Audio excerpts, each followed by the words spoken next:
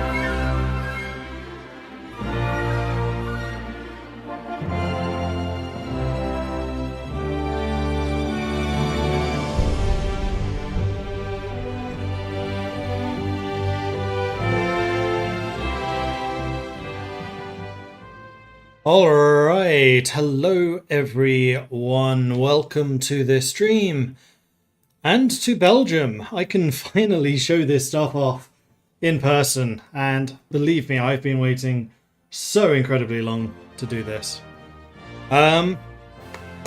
Yeah, so, Hard to Find 4, Götterdämmerung. I have been personally involved in this expansion. This is the one that I've been working on for the last year or so. Specifically Belgium. Belgium is the country that I've been working on the most. The entire design of Belgium is mine. Most of the implementation is mine. Congo's design, at least the shared part of Congo, is mine. Jonathan did the independent Congo bit. And also I got a lot of help with the actual implementation, particularly from Marlin and from Jonathan. They both helped implementing various branches. But the design, overall design, is what I did. And then also with the special projects, I was in the special projects feature team, so I worked on special projects, so helicopters, motherships, supersonic jets, all of that stuff is what I did. And then also the radar rework was mine as well. So well, it's not rework, the radar reinstatement, moving it from a regular technology into a special project tech. So yeah, I have definitely done some stuff in this. What was the last song? It was pretty good. That was Nebelsturm. And we are now on Wiederkehr. You're going to have to tell me whether the audio balance is right.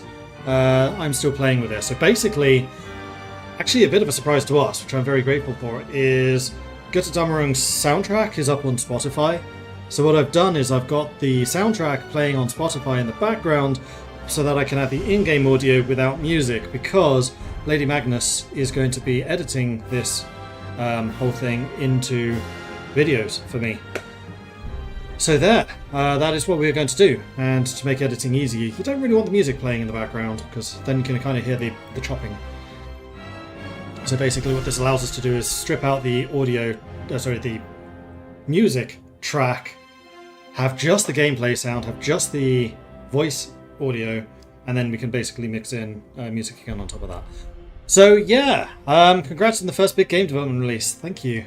Thank you. So I've done a bunch of Stellaris releases as a CM, but it's a very different experience when you're on the publishing side versus the development side. Like, this is all stuff I did. Okay, so enough finagling about all of that stuff. We're going to be starting a single player game, a new game, selecting the scenario, and we're going to be taking a look at Belgium. Now, before I do that, I'm going to switch the music to actually the Belgian track. So this is Belgian Memories. Turn it up a little bit, just so it's in the background. Love the t-shirt. Yeah, thank you. This is kind of proving that I'm... Hang on. I need to show this. Dev team, it's official. Belgium remains scarred by its experiences in the Great War, with large parts of the nation still lying in ruin and deeper wounds to be found in the psyche of the people. The democratic future of the nation itself is in some question, beset as it is by allegations of corruption brought against them by various fascist factions. Internationally, Belgium treads a tightrope between the treaty obligations to those who turned the nations into a battlefield and concerns for their ongoing security in an increasingly unsettled world. So we start out with a couple of national focuses. I'll actually talk about those when we're in the game, and then there's a couple of important national... these are the national spirits, these are the national focuses. National focuses we can aim for. So we've got V for Victory, Belgica, and Legacy of the Great War. But again, we'll talk about those once we're actually in the game. So we're going to select the country, we're going to do Belgium. Do I want to turn Germany up a touch? I think I will. I have found that it is a little bit helpful to turn Germany up a little bit. If you want a bit more of a challenge as the Belgians, because you can really fortify. It is balanced, so you should be okay, but I'm fairly good at this game. Have that as a quote if I lose. And I'm just going to double check my microphone audio because I have a feeling it's spiking a bit. Except I can't do that when the game is loading.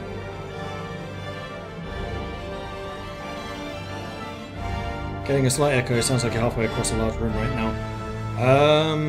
Yeah, I suspect that might be it being overbearing. Okay, Windows, why are you not letting me choose my audio settings?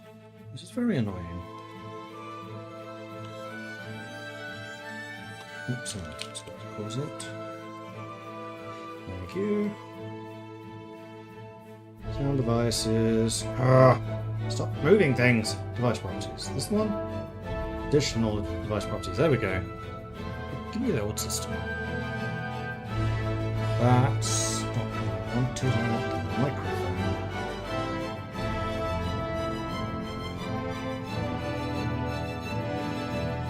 No, it's properly set. Alright, we'll just roll with it. So, Belgium. What do we have going on for us? So, first of all, we have Paul van Zeeland, the corrupt old guard. He's wearing a monopoly hat, so of course he's completely trustworthy in every way. He was a fantastically corrupt politician. I am sure that will have no bearing on this playthrough whatsoever, however. Then we've got the economic downturn. So we have a reduction in consumer goods factories factor, and then also factory output. Both of those are going to be bad things that we need to resolve. Corruption, as mentioned, daily political power gain down, stability down, construction speed down. However, we do get a little bit of fascism support because, interestingly enough, the ones who are hunting down the corrupt politicians were the fascists. And then we have Scars of the Great War, division organisation down, recruitable pop down, war support massively down, and then military factory construction down. We have the Shasta Ardennais. I'm particularly proud of these guys. They are mountaineers, but their mountaineering abilities are reduced, and instead they get some forest capabilities. And considering the Ardennes is entirely forested, that might well come in useful. And then we have the language barriers, because the Belgians are split between the French-speaking Walloons and the Dutch-speaking Flemish. And this gives us a political power gain reduction, stability and war support reductions. And then we have the national focus thing here. So over on the left-hand side, we have the military bit. So this is kind of defensive. This is just military technologies, military offense, and then military industry. We have the tiny little diplomatic branch here in the middle. We have the political, which is all of this. So we can go historical, which is down this path, with a little alt history bit going down there. Or we have the actual alt history bit, which is if you go with de Grelle instead of Paul Emile Janson. And two different flavours of fascism. We have the nationalist fascists, who are all about building tall. We have the expansionist fascists, who are all about building wide. And then the shared bit here in the middle. And then if you decide, actually, no, I don't like the fascists, and also the king isn't great for our country, then you can also do the constitutional crisis, which is the path you want to do if you really want to go and try to hold the line against the Germans, because they get some pretty beefy defences down here in the bottom. And then over here on the side, in the first snap election, you have a choice between the Government of National Unity or the Van der Velde minority, which is socialist, so it is actually democratic, but it allows you to play with the communist nations, or with Raise the Red Flag, you can actually flip communist, because I know that is useful for game mechanic purposes. Even though there was really no chance that Belgium would have gone communist.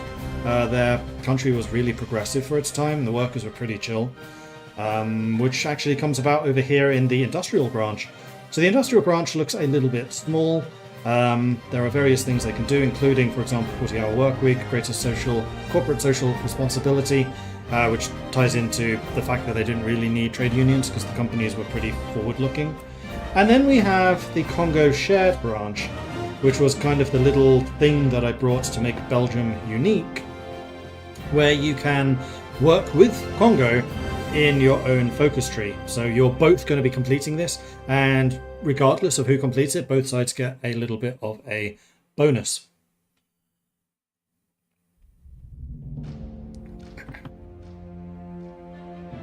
And we'll talk more about that when we go through it. And then we have two branches here with the Belgian Air Force. Historically, the Belgian air record wasn't great. They shot down one German plane during the war. However, that was because they didn't really set up their own aviation industry, even though they had a lot of potential. So if you go down this path, it will take you a little bit longer to set up, but you can actually get some pretty good air power going here. Or you can go for the rushed. I'm going to try to buy as many planes as I can. And then, interestingly enough, the Belgians were early innovators for helicopters, and part of the reason we have the reason we have helicopters in Götterdämmerung is because of the Belgians. I'm going to say that right now, because I was like, Belgians did really cool helicopters, we're doing special projects, can we have helicopters please? So yeah, we got them. And then we have the naval branch. In 1927, Belgium disbanded their entire fleet, So you kind of have to start from scratch because you don't have even a single boat and not even a single... how's this game work again? Dockyard. So you got some work to do.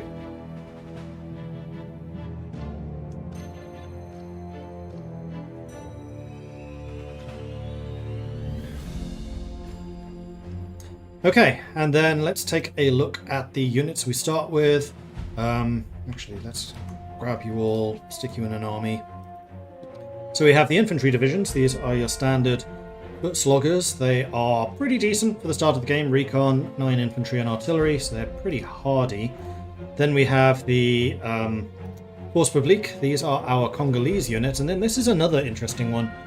Belgium is the only country that starts with colonial troops actually in service. Even the Netherlands doesn't.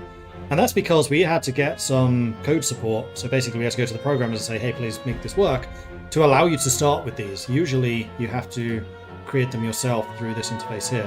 But Belgium actually begins with them. So we got those. Then we got the bicycle units. These were basically a frontier patrol unit and are accordingly very small. They're basically a couple of bikes with some very big guns. And then we have the cavalry. These were in the process of being motorized, which is why their template is a little bit weird. They're cavalry, but they are starting to motorize. They did have armored cars. Belgium did like their armored cars, and then also tank destroyers. More about those in a moment. Because the last 3 units to talk about are the Chasseurs Ardennais themselves. They are, like I said, mountaineers, but they were supported by tanks. And what Belgium did is they licensed French and British tanks, took off the gun because they were terrible, and then stuck their own Belgium guns on them. And during the Second World War, when Germany invaded, their kill-death ratio against the Panzer 1s and 2s was incredible. Like, the Panzer divisions were really scared of the Belgian anti-tank destroyers. They were technically tanks, but they were so good at killing tanks that I basically defined them as tank destroyers for that reason. And in fact, Belgium has a army focus which allows you to go even deeper on that, which is over here, excellent anti-tank guns. And also their MIOs have some stuff. While we're talking about MIOs, let's talk about MIOs. So Belgium starts with 2 tank divisions, the Vickers Armstrong Belgium and Renault Belgium. These are actually a little bit... I'm going to turn the music down a bit, it's kind of loud. Where Spotify has disappeared to? There it is. Yeah, so these are slightly different actually to the base Vickers and the base Renault, because I wanted it to fit more the tanks that Belgium was actually purchasing from them. But they do have the same modifiers that the French ones do. So for example, the Auto Militaris Plus, they have the Fonderie Royal cannons, which is again making them better anti-tank. And then if you join the Germans in the Axis, then you can get Daimler-Benz. And if you join the Soviets as a socialist nation, then you can actually get Kirov with some heavy tanks, which is a playthrough I do want to try. Heavy tank Belgium, I think, would be interesting. We have just the one naval MIO, which allows you to get escort fleets, because Congo is actually a subject now. It is not just a natural part of your nation, which also means you need to worry about supply to Congo. And that means you've got to keep those waterways open. And then we have the Renard Construction Aeronautique. These are a high agility fighter designer. Renard actually was an innovator in all-metal planes. He basically created the Spitfire before the Spitfire, but couldn't get funding from the Belgian government to continue it. And the Germans captured the prototypes that he'd built, and nobody really knows what happened to them afterwards. But if you actually decide to go Belgian Air, very plausible, then you could get high agility with some pretty nice buffs as well, with Stumpe Vertrongen and Stumpe Renard, which is basically the various different aeronautical companies starting to merge, as they did. And then we have the material equipment, FN Herstal, of course, being the big small arms manufacturer, which to this day is one of the biggest gun producers in the world. Fonderie Royal de Canon, which is the artillery guy, Minerva Imperial Armored Cars, Minerva Imperial Automobiles. The Belgians had a really massive automobile industry before the Second World War. And in the First World War, they had really good armoured cars, and I kind of wanted to show that going forwards. And then, Belgium is one of just 3 nations in the game to get helicopter MIO. The Laboratoire Aéronautique de Belgique. So yeah, Belgium can helicopters, the other 2 being Germany and the USA.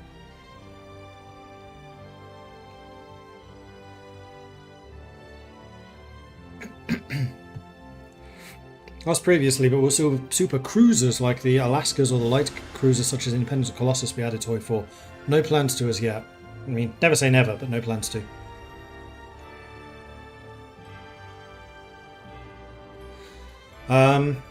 Yeah, so that's those. Advisors. So I'll probably talk more about the advisors when we're actually playing, but I want to point out a couple of important ones. Paul-Henri Spaak being one of them. New modifier, trade extra resource per factory. Belgium can get the most resources per factory in the game. I think they can actually get up to like 12 resources per factory rather than the usual 8. They can really go pretty strong on that. We've got Didion Saive. He was the lead designer at FN Herstal. So you can get some funds gain, which means that your MIOs perform better research speed, because he worked really closely with John Browning in the US. The Belgians actually had their own version of the BAR. Basically, he went, this thing doesn't shoot fast enough. I'm going to make a version of this that shoots faster. And he did. So the Belgians had their own BAR. And then Valper Dewar, probably one of my favorite characters, is the elusive mastermind. Most countries have an elusive gentleman, they have an elusive mastermind, because in the First World War, he was the head of the Belgian resistance and set up the resistance networks, was very effective, and then after the war, went back into normal life. In the interwar period and in the run-up to the Second World War, he successfully recognized that World War II was coming, went back underground, and then ran the Belgian resistance for a second time during the Second World War, was never caught, and actually only killed in, I think it was 1944, because he was caught in crossfire. He was killed by accident. So yeah, he definitely deserves that position. And there's also a crazy statistic where something like 80% of all continental intelligence that went to the Allies about stuff on the continent went via Belgium. So Belgium's intelligence agencies are pretty good. And then we also have the industrial concern. There are 4 of them. Cockerill, which is the steelworks and meth machining. They were really good at building trains, but they also give you a bonus to steel if you ever find yourself low on that. Société Générale de Belgique, if you go towards the Congolese part of the focus tree, then you can get this, which gives you a whopping 20% consumer goods factor. District Gas, which gives you an oil source. I did see some people in chat saying Belgium doesn't have a source of fuel. Actually, they do. And then the Compagnie Belgique Maritime de Congo, which is another of the Congolese-related ones, which can give you 25% cheaper convoys, which is pretty good. And indeed, yes, Volta gives you 2 agents instead of just 1. Congo was a good fun run. Glad to hear that. Funds. Funds is what is basically experience for MIOs. So you use funds to level them up. Okay, so we're going to do a fairly standard opener. Machine tools, construction, and technology. We are going to build infrastructure at the start because I'm a heretic and I prefer doing infrastructure before anything else. And then we are going to go and produce just guns at the very beginning. As much as I appreciate the attempt of the Belgian Air Force to do things, we're going to get rid of them. And we're just going to sell them on the market to give ourselves a little bit of a boost early on to our industry. And we're also going to automate our market, like so. And then national focus. So, what are we actually going to do for this run? That is a big question. We could go historical, nationalist, fascist, expansionist, fascist, defensive, democrat, or socialist. I think we're going to go historical. I haven't actually seen anyone going true historical Belgium. I am not going to go all out defensive. I know that I can hold Belgium. I have tested this extensively if I go all out defensive. But we're going to go a bit defensive. We'll go kind of actually historical defensive in that way. And so I think what we probably want to do is go for neutrality first so we can get the construction speed, because these are basically hidden industrial modifiers. And then we'll get the government to resign. Because what we kind of want to do is have investigate bribery charges. I think is usually about 35 to 70 days that kicks in before the government falls and get royal intervention, which is basically the time we want to be doing repudiate treaty with France. Historical Belgium, so it take 2 years to form a government. Yeah, kind of. Okay, so here we go. Perpetual neutrality. Due to our being the primary battlefield, our nation was left in rubble following the First World War. Never again should this be allowed to be repeated. As such, we'll announce that Belgium shall form an independent and perpetual neutral state. and it shall observe the same neutrality towards all other states. And then we're going to grab all of you lot, put you under a field marshal, and we'll just have you, except for these guys. Let's have you training. Permanently training, because I want to have that source of experience. I think I might actually turn the cyclists into infantry as well. Do I want to turn the motorized into infantry? No, I'll keep... do I really have the industry for such a split unit type? I'm undoing my own work here and going, nah, we're going to go with infantry. We're being very defensive. However, we will keep the Congolese units. So there we go. And in fact, you guys should also be training. That's going to give us a good source of experience. Let's bump this up to speed 5. And go. And then the other thing I've just realized is none of the in-game sound was active, because what I need to do is make sure that this is turned off and this is turned on. There you go. Now you can actually hear it. Sorry. Okay. Of course, you call the cavalry motorized. They run in horsepower. They're motorized because they're in the process of motorizing. And you basically have two options what to do with them. You can either keep them around. You can just three options. You can keep them around as is, which is not very effective. You can continue their motorization process and turn the cavalry into motorized, which is then a good unit. Belgium past the Ardennes is fairly flat, and it is useful to have some units that can race around, particularly if you want to try to defend the Netherlands. And then the third option is replace them with infantry.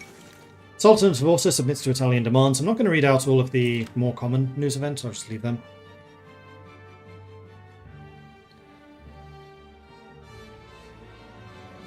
Almost died in the run thanks to Congo. Did not prepare to lose my entire manpower pool when they increased their autonomy. I mean, yeah, part of the thing going on with Congo is whenever you do focuses down this left side, add 100 autonomy, add 100 autonomy, add 100 autonomy.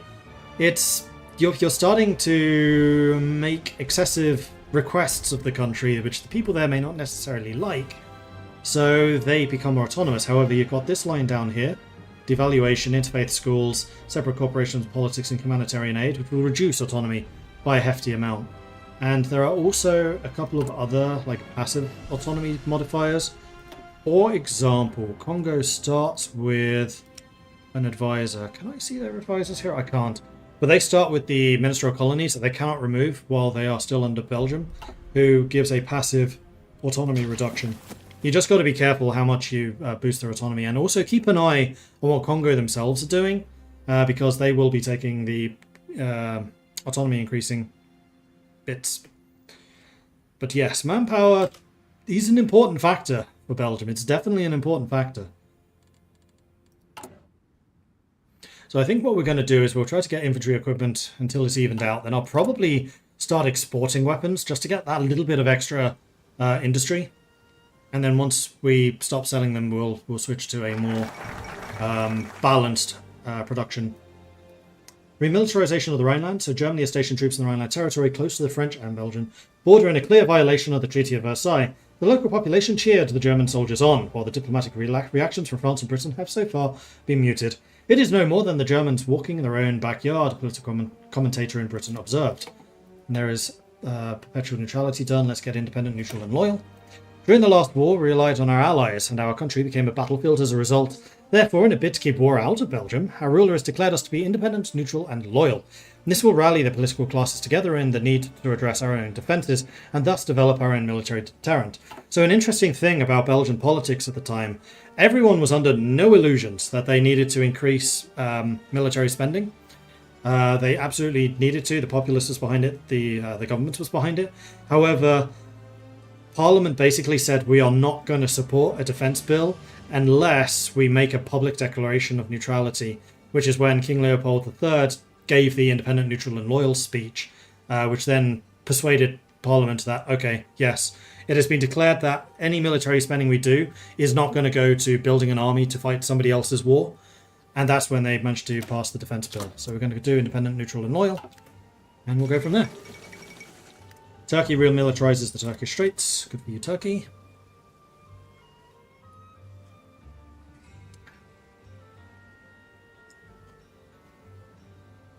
They also had a hefty 1,700 autonomy from aiding in war as they were the entire front line.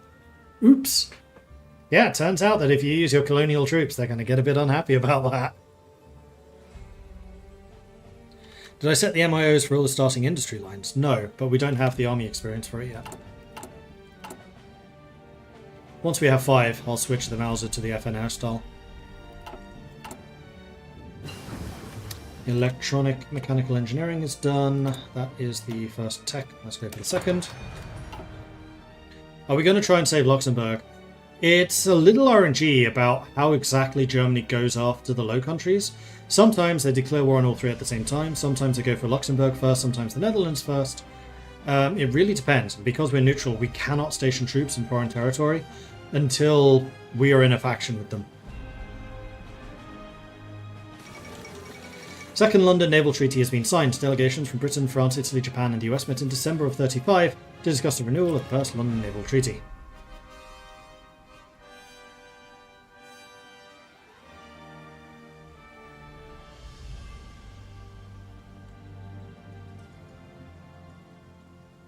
Alright, Mordred supporting his work. Awesome. Thank you, Sutek. In Iran, they declared war on Luxembourg, then the Netherlands, and then caught their breath on me last. Cool. Bolivian Socialist Revolution at 36. Meanwhile, we have finished independent, neutral and loyal. So now I think we're going to start towards the government resigning. Pressure on the government has been mounting due to widespread allegations from the fascist Rexist organisation of corruption, leading to the fall of the government and the beginning of preparations for a new election. I just want to point out, for those of you who like defensive play, Belgian Maginot gives you division defense and core and also adds a bunch of forts. Expedite fort construction adds even more forts and also fort construction speed. And then Unity Makes Strength gives you war support. It gets rid of perpetual neutrality. It gives you more defensive neutrality buffs, and it leads to Better Than Maginot, which will automatically complete the Stronghold Network Special Project. One of these gives you a facility as well. Oh, this one. This one actually gives you a free land warfare facility. And then this one gives you Stronghold Network Special Project for free.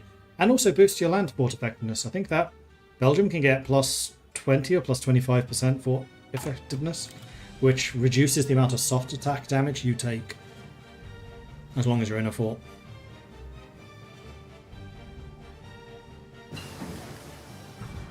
Yeah, so if you really want to double down on the defensiveness... Oops, that's my... I have like a separate speaker when I'm using my laptop. Alright, we're going to go concentrated industry because we want to concentrate on our industry. That's what it means, right? In my happy face. Yeah, I've been relentlessly watching every single video or stream that I can find of Belgium, I will admit. And there was someone yesterday going, I'm going to try and maximize Belgium's defenses. And I was like, you didn't go constitutional crisis, so you can't really. They did eventually end up losing. How many times can you change a country's name through focus? I think the record was 5.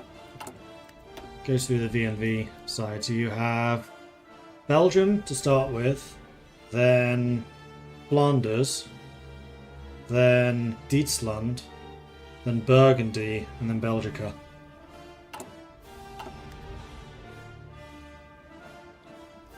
Oh, and someone was doing an EU run of Belgium yesterday, which was really interesting. I might need to do an EU run myself. Especially on non-historical. Alright, construction 1 is done. Are we going to be able to go ahead of time? Yes, so long as this is less than 360 days, I usually go ahead of time in construction. Okay, the government resigns and a snap election. Pressure on the government due to the ongoing corruption scandal finally caused it to collapse. Investigators, led by Leon de Grelle, leader of the fascist Rexist movement, has been investigating the bribery of ministers for several years, resulting in numerous payments to be discovered. In a bid to regain legitimacy, the embattled Prime Minister Paul van Zeeland called a snap election to begin to regain credibility and legitimacy, and the results are now in. Parti Ouvrier Belge, the Belgian Workers' Party led by Emile van der Velde, performed best, capitalising on the unpopularity of his political rival. He could take this victory and form a minority government, or work together with Paul van Zeeland's Catholic Party to form a more stable majority and form the government of national unity. It should also be noted that Leon de Grelle's Rexist party also performed very well, with his anti-corruption stance proving to be very popular. we're going historical, so we're going to go with Paul van Zeeland. We'll get some stability, we'll get a big boost to democracy, and we will automatically complete a government of national unity. Alright, so now we cannot get royal intervention until we have both repudiate treaty with France and also the collapsing government. I can tell you that you trigger collapsing government by investigating the bribery charges, so we'll do that now. The allegations of corruption never left the government and calls for an investigation have intensified. Leon de Grelle, the fascist Rex's leader, has even directly implicated Paul van Zeeland himself, accusing him of taking bribes.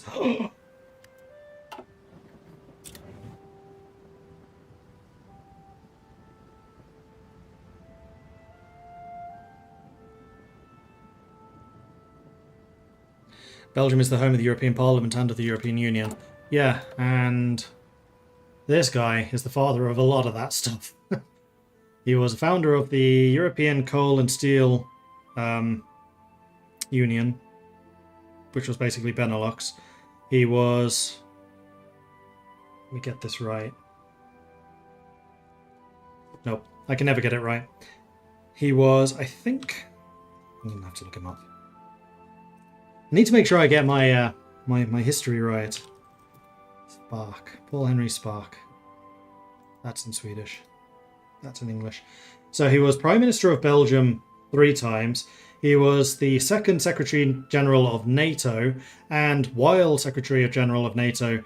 No, not NATO, never mind. Secretary General of NATO, he was President of the Common Assembly, which was the European Coal and Steel Community, and then also President of the United Nations. So yeah, he was actually of everything.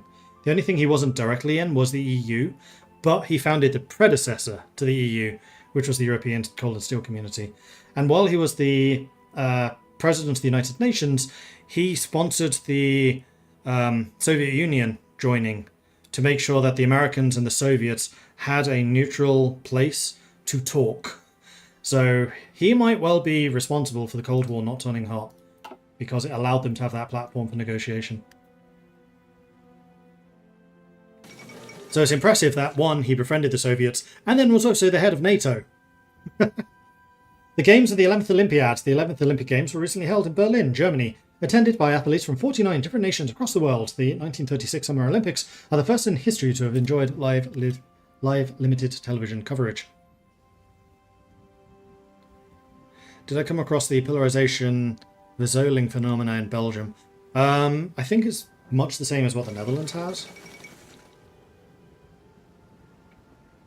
So yes, I was aware of it. I can't say that I necessarily understand it properly, though. Okay, next up we're going to repudiate the treaty with France, which will lead us to the royal intervention. France's refusal to extend the Maginot Line along our borders in essence leaves a wide open door through which an enemy will be forced to attack. By repudiating our treaties with them, we can be free of any military obligations to assist them, but they will still be forced to intervene should we be attacked, or risk a follow-through invasion into their unguarded territory. So this is a real thing that happened. It baffled everyone, particularly France and Britain, when Belgium renounced all of their treaties with them, particularly with France. And France was kind of pissed off by this. But the Belgians were also pissed off with the French, because when they built Maginot, they stopped at the Belgian border. And the Belgians believed that was because they were purposefully leaving an opening through which Germany could invade, which was not in French territories, that they didn't have the repeat of the First World War, where large parts of France was also scarred by the First World War, and instead let Belgium take the brunt again. So they were doing absolutely everything they could to try to avoid being the battlefield for the Second World War. Not sure how well that worked.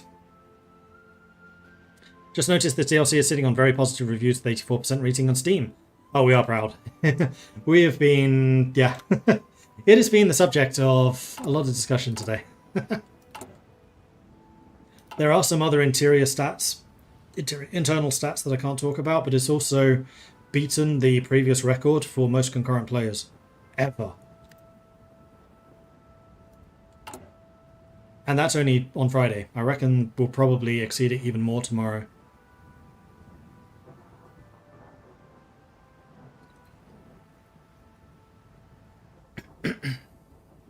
Love the DLC, it's so incredible. I'm glad to hear that, thank you. Right, we have a ton of political power. We should probably spend some of that. So let's take a look at our options. We have Henri de Man, the man with the plan. who can give us efficiency cap and also growth. He does add a little bit of communism because he was a socialist, as was Paul Henry Spark. We have Didion Saive, which can give us the research speed, factory output, and funds gain. But I think the usual opener is going to be Camille Gut, who gives you a consumer goods factor minus 15%. So we'll go with him. Second, it's going to be a choice between Henri de Man and Didion Saive, I think. We also have Akil van Akker, who can give you population and stability.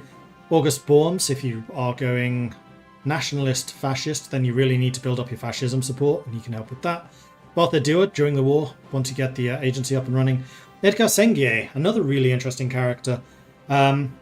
He owned most of the uranium mining operations in Congo, and at the outbreak of the Second World War, there was a large amount of uranium sitting in one of the docks. I'm guessing it's Antwerp, but I don't remember where. And he had it immediately shipped to America because he recognized how important uranium could be, because nuclear fission was still in its early days and people knew that uranium was going to be an important component for this.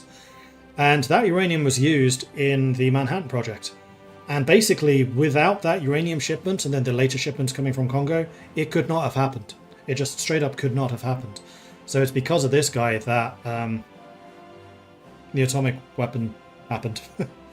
Émile de Cartier de Marchienne was the ambassador to London. He was a big part of the reason that Belgium joined the Allies, because after the king surrendered, Belgium was just going to full-on capitulate. But it's his influence that basically said, no, stay in exile, continue the war, stick it out with the Allies. They have a good chance of winning this. So it's because of him that Belgium didn't just become a collaboration, basically. Julien Lahoud was a communist revolutionary who gives you communism support. Camille Huysmans, Minister of Education, gives research speed. Edward van den Bergen. What was it called? The Mechelen incident. Basically, a plane crashed in Belgium with the invasion plans for Belgium and the Netherlands. And they were brought to the Belgian government. The Belgians told the Dutch, they told the British, and I think they told the French.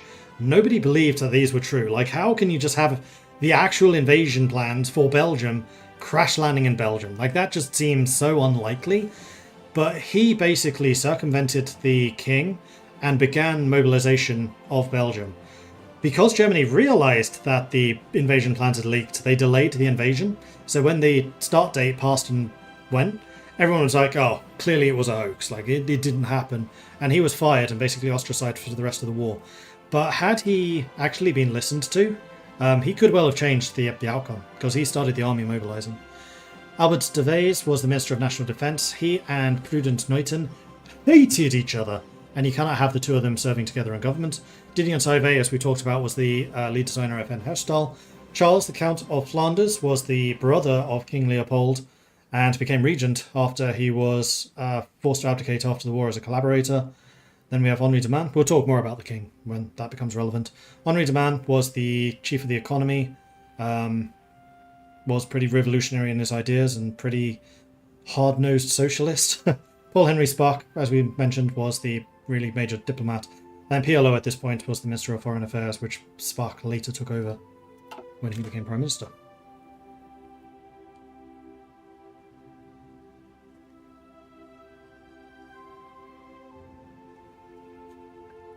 I was going to ask, can you speak to the research process for the DLC development? It'll be interesting to see your perspective on the process of developing the paths these nations can take. I fully understand if you can't speak to it, however, so I can't say everything. But it involves a lot of reading of books, a lot of following of documentaries, a lot of browsing the internet for all of the little tidbits of information that are out there.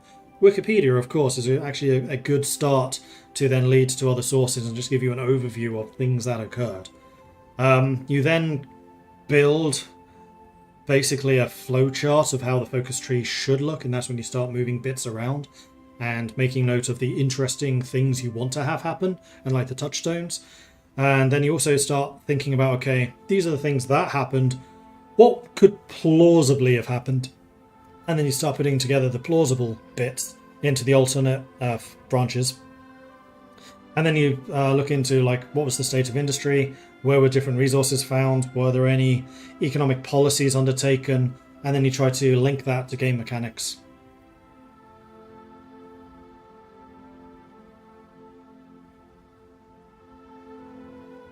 Ah, you're explaining the pillars. One moment, we'll go back to that. How many dev teams are there for? 2. So we call them Team Juno and Team Omaha. I'm in Omaha. Omaha is the major expansion team, and then the content packs is Juno. So for example, Graveyard of Empires is Juno.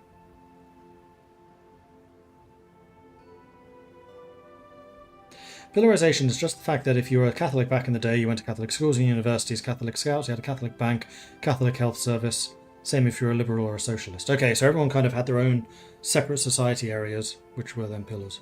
Makes sense. I think I've learned it's easier to list the multinational organizations Spark didn't have a significant role in. That's true. Yep, he was in the formation of the EU, UN, NATO, Belgium. He did a lot.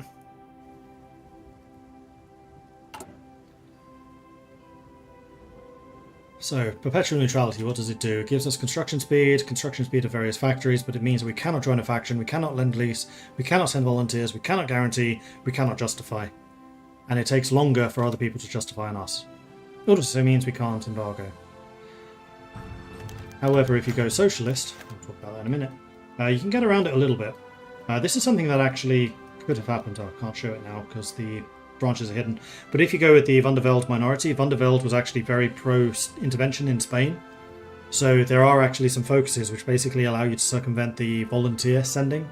So Belgium can get really heavily invested in Spain.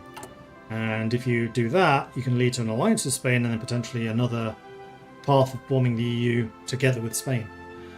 Okay, Paul van Zeeland's corruption scandal. The corruption scandal haunting Paul van Zeeland's Catholic Party today worsened as the Prime Minister himself was found to have accepted contributions. It would seem to be simply a matter of time before his government collapses again. And this adds a weekly stability penalty, the collapsing government, so we definitely want to get rid of that as soon as we can. Can I please explain the new features in the DLC? Belgium has a focus tree, Austria has a focus tree, Hungary has a reworked focus tree, Congo has a focus tree, Germany has a massively reworked focus tree. We have raids and we have special projects. I'll talk more about those when we actually get to them.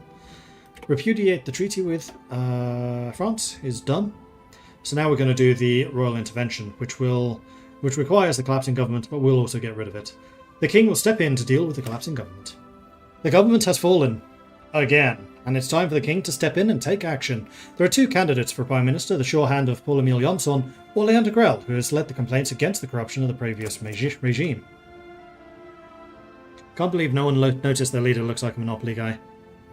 I know various influencers have. I mean, at the time, maybe not. But he does. All he needs is the monocle. Election. Fascists in government?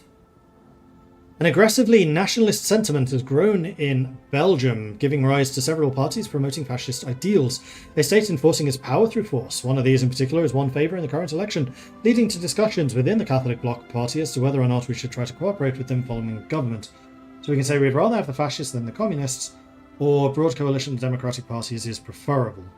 I'm going to say I want the fascists right now, because I don't want to lose the stability. I still lost stability. Ah, but it's not base stability. The stability went... Did I choose the wrong one? No, I didn't. It's because party took over. Also, that was referring to an election. I've been wondering where those events have been coming from, because they're not supposed to happen. So I'm just going to make a note of this. I did actually run it past my bosses. Like, I really want to stream my Hearts of Iron games, particularly the content I've created. But I know that I'm going to be spotting bugs and things as I play. So I have explicit permission to highlight when bugs are bugs. Just basically say, I need to fix this. So yeah, fascist events are from a phantom election.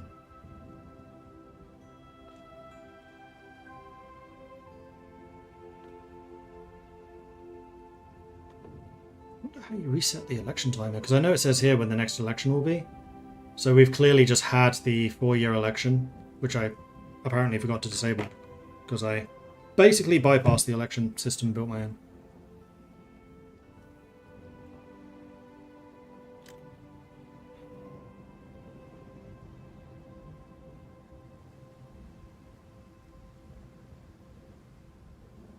Belgium leader looks like de Gaulle.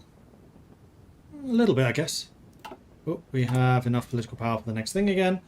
So, do we want Saive with his research speed and factory output, or do we want Henri de Mon?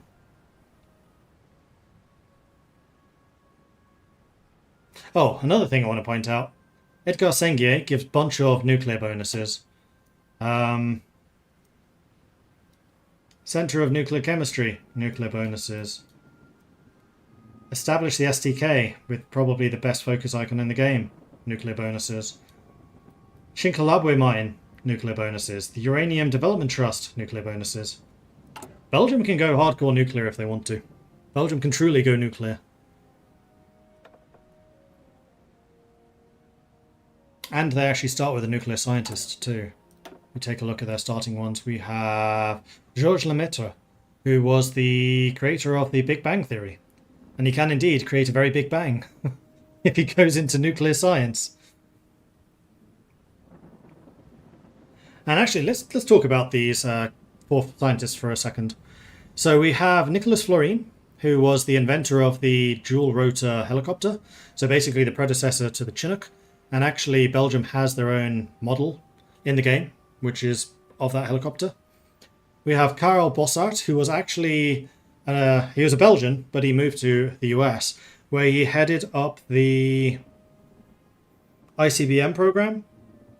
He was basically in charge of American rocketry.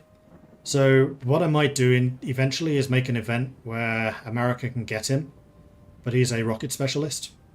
Then we have Georges Lemaitre, which I just mentioned was the creator of the Big Bang Theory, not the TV series. And then Auguste Piccard, which actually appears in a popular series. Let me just find him.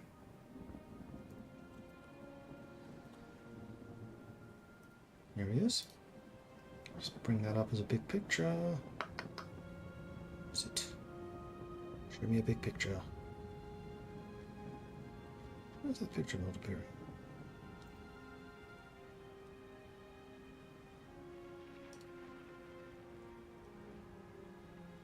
Right, just share this real quick. Oop.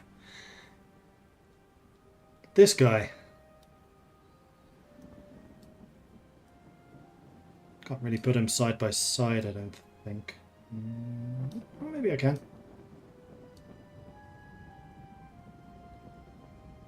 Professor Cuthbert Calculus is in fact Auguste Piccard. He was actually based on that guy. And Piccard is a really interesting character.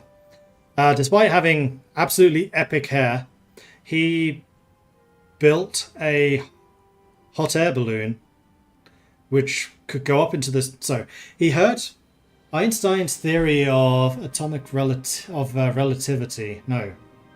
Shoot, what was it?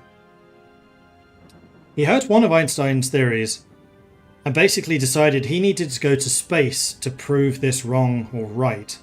So he built a craft capable of going into the stratosphere, was the first person who went to the stratosphere, and proved this theory correct. Then he was like, hang on, if this thing can go into the stratosphere, then this thing can probably go into the deep sea as well. So how about I build the world's first deep sea midget submarine? So he did that too, and was one of the first to enter the deep ocean. So because we don't really do space in this, he is a submarine specialist. But he was basically a crazy inventor, a literary icon, an astronaut, and a hydronaut. All one guy. So Piccard, interesting character. Alright, we've got the national focus done. Royal appointment. Paul van Zeeland recently resigned as the Prime Minister and leaves his post in disgrace. This time, Leopold III, the King himself, has declared that he will step in to appoint a new Prime Minister. There are two prominent candidates. Paul-Emile Janson, leader of the Liberal Party and member of the Government of National Unity, is seen as a stable hand. The other is Leon de Grelle, heralded as the voice of law and order, and recently bolstered by his own party's success in the election. So we're going to go with the stable hand. So we're going to go with Paul-Emile Janson, which will give us this branch here. Okay, so we can grab Plondemont, which will give us some consumer goods factory factor.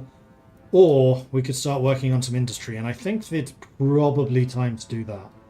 So a big part of the reason I wanted to get all of this done is because I wanted to get rid of A, the collapsing government, and B, I wanted to start reducing the penalties of corruption. So we still have some of them, but that daily fascism support's gone down from plus 1 to plus 0.02. Much more manageable. Also got rid of a lot of the construction speed penalty. So we're going to go with monetary reconstruction. Following the First World War, the Belgian economy was left in tatters. In a bid to facilitate reconstruction and to pay off its massive debts, the Belgian finance ministry started printing money. Lots of money. Although this helped at the time, we are at risk of hyperinflation and must get this under control before any other reforms can take place.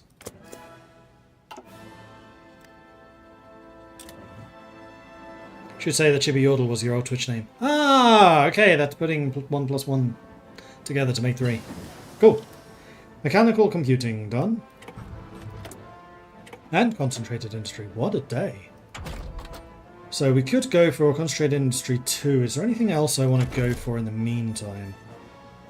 Going for the MLE 30 Type D. This was the Belgian BAR.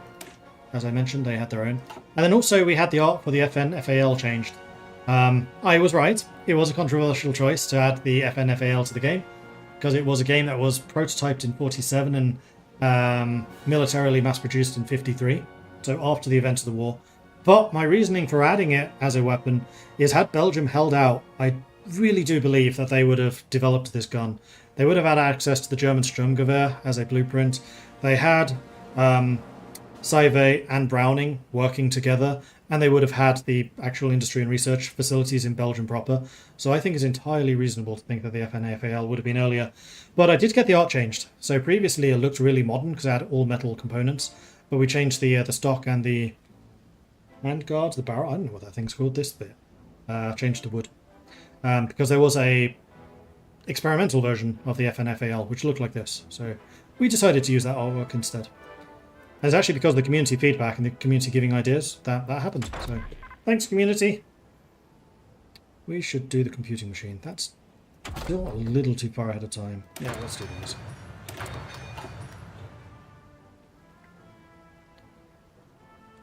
And then we have enough political power. We should get... I think I'm going to go with Saive. Let's get that research speed and factory output. Speaking of which, we are in 37. Have I got enough guns to start selling yet? Yes. We should start selling some guns. Guns and trains. That's what Belgium did. Guns and trains.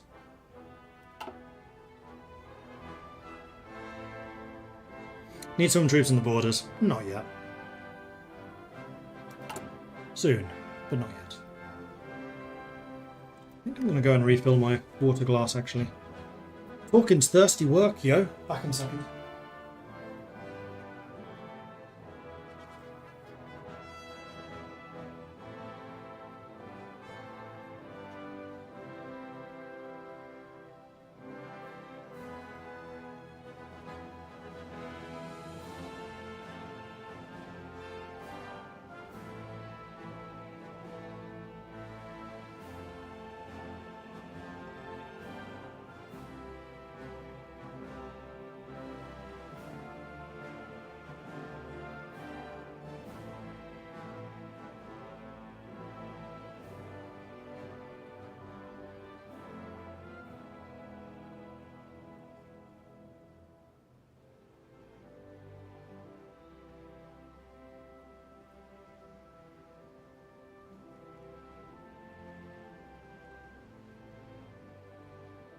Okay.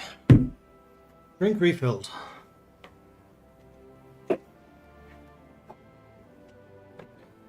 MIO for the guns. Yes, thank you. We should do that now. Add F and hairstyle, save, and start producing that. And we could actually start adding some of the other ones. Or do I want to wait until we actually start producing these? In case I need the army experience or something else. Nah, let's start just adding them. So we don't have one of those. We do have one of these. Minerva. Oops, we don't have a train one. We don't have support equipment. We do have trucks. That's all we can afford right now. We do need cannons, but at the moment I'm just going to be selling guns. Get the extra construction coming through. We'll have... I was going to say we'll have plenty of time to make more guns in the future, but that's not entirely true.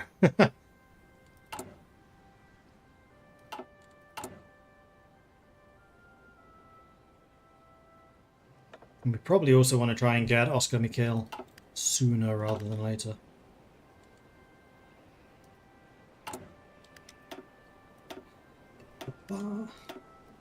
Sell. Thankfully these guns are like hotcakes at this stage of the game.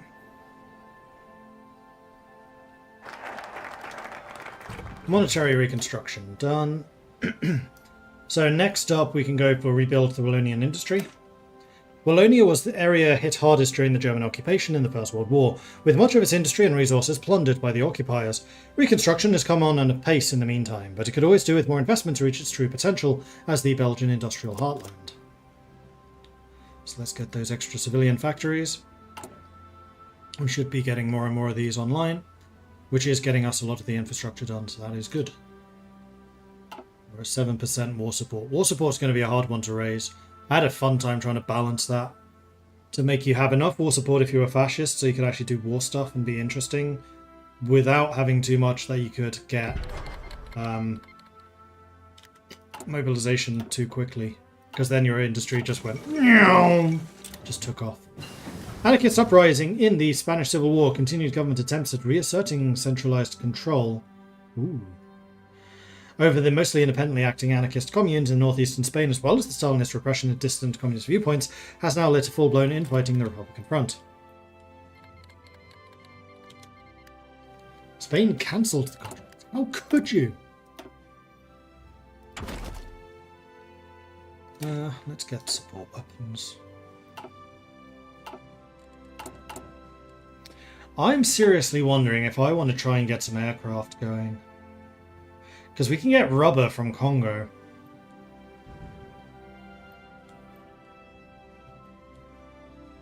What kind of a role do we want to see ourselves playing here? Do we just want to try and hold out? Do we want to play in exile? I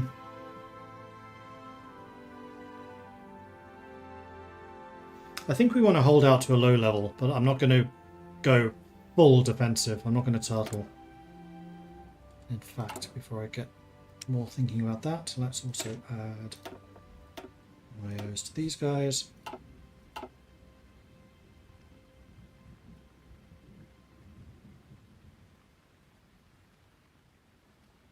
Go exile, hold on to Flanders, Fortress Belgium. You can't just hold on to Flanders. Not if you have the king around.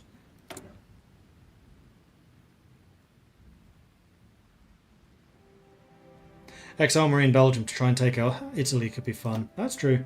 So the main reason I was wondering about this is whether I wanted to try and go for aircraft. Because aircraft is really helpful in defending. However, if we go into exile, we are not going to have a lot of manpower. Like, there are a couple of ways of getting it, and I do want to actually add another way of getting weekly manpower. I just haven't done it yet. That's going to be one of the upcoming patches. So no, I don't think I'm going to go for air power just yet. So I'm not going to go for aircraft. In which case, let's get radio. Oh, something more. Let's go for cannon. Artillery. Hang on, no, let's go for AA. AA. Much more important. Yeah, we need AA to stop the attack on Aben Emil. It's true. And we have lots of guns to sell, so we should sell them.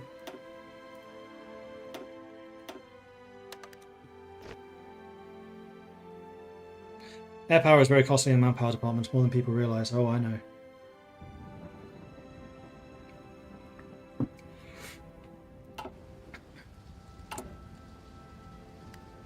Okay, we're about to hit the next political power level. So I think I'm going to go for Henri de Monts. So any of these I'd rather have right now? I don't think so. The other one would be to get the industrial concern. But I really want to get Société Générale de Belgique, so I'll need to go down the Congo line. Or I could just... You know what? I'm going to go for a Chief of Army now, to get that army experience gain going. I think I'm going to go for army defense. Partially the reason for this is Mikhail's is actually a general, Neuton isn't, which means he can get more experience.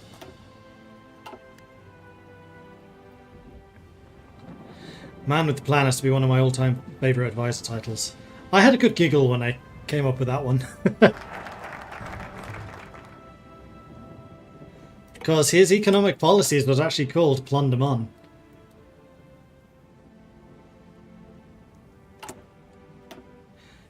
Alright, new national focus. We could go for Plan de Man, but I think what I want to actually do is try to get to Société Générale de Belgique. So, this brings us to the Congo shared focus tree. And now that some of this has actually been completed, let's talk about this a little bit more. So the ones, this entire tree, as I mentioned previously, is shared between Belgium and Congo. And both countries can contribute to it. The ones which just have the Belgian bunting can only be completed by Belgium. The ones with only the Congolese bunting can be done by Congo, and then the ones that have both can be done by either. When one country has completed it, it completes also automatically for the other country, and these will mostly give bonuses to both. So for example, Heart of Africa will give 3% research speed to Congo and 75 political power to Belgium.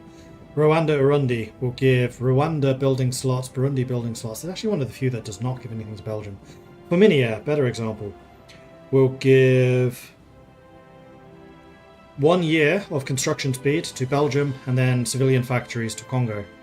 So what we want to do is Congolese investments, which will give civilian factories to Congo and nothing to us immediately, but it basically opens up everything else. And then Société Générale de Belgique, which will give Congo minus 5% consumer goods and also 2% construction, and then us will give the political power gain, but more importantly, it will allow access to Société Générale de Belgique industrial group. The Belgian central government is well aware of the riches of Congo, and as such, we could harness that wealth and turn it towards further recovery of the Belgian economy. All it will take is a little upfront investment. Let's try and use United Front, and also Hindenburg. Also did a Belgium game, corruption didn't go away. It never goes away fully if you go democratic. If you go fascist, it does. Because the fascists are a bit more into getting rid of it. It was like their whole thing. Okay. We have the artillery. Now I think I want to go for the upgrade. Start building up the funding a little bit. Especially now that we have Didier and Sauvé. Will mean that we get 10% more funding out of these projects. Speaking of which, we have an MIO. FN Herstal has upgraded. So what we really want is to try and get these three. Extra production output, cost reduction, soft attack increase, and then a big 10% soft attack increase, but it does increase the cost. But for now, we're going to try and get to these middle ones, so we need both of these top ones. Oh no, we just need the one. So do we want defense or do we want soft attack and reliability? Let's go for the soft attack and reliability, and let's upgrade, sure. Upgrade to the type, and then are there any other vehicles that need to be changed? We could change the AT, but I'm not convinced I'm going to use them. We can also change the tank destroyer, but they've actually already got it assigned, so I don't need to. In which case, I don't think I need to do anything else.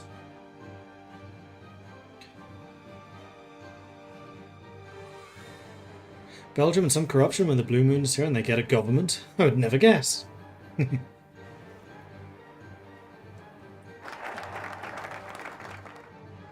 Congo investments complete. Alright, so let's get Société Générale de Belgique. The megalithic company at the heart of much of the Belgian economy. If we want the organizational and financial muscle needed to develop an entire country, there is no one better to turn to bolster our own interests in Congo. So Société Générale de Belgique are a fascinating establishment because they were basically the East India Trading Company for Belgium. They weren't literally the East India Trading Company, but they were a company that was basically the size of the entire country. And they don't exist anymore. I'm still kind of baffled as to where they went. I had a hell of a time trying to track down who to ask for permission to use their logo. So in the end we didn't, we made one up. But for example, the Cockerill logo is in the game with permission, and we do try to do this. We reach out to the various companies to get permission to use logos and names. And Cockerill were really nice. So you'll notice when we complete the Cockerill focus that there is an event around Cockerill, and that was basically what they asked in return. It was like, yep, you can use our stuff, no problem, but we'd like you to tell people a little bit about who Cockerill are, a little bit of the history, particularly around what they did in the First World War and the Second World War. I was like, sure, I can do that.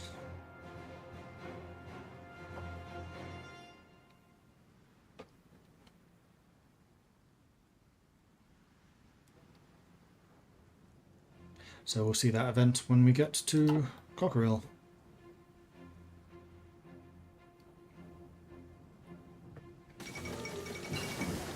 Concentrated industry, done. Amelia Earhart disappears. The famous aviator Amelia Earhart, the first woman to complete solo flights across the Atlantic, has disappeared along with her navigator Fred Noonan.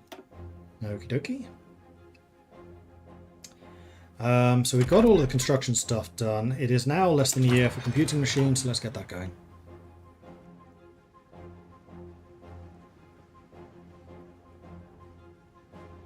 Didn't we have an Ostender company at some point? Possibly, I don't know. Japan declared war on Shaanxi.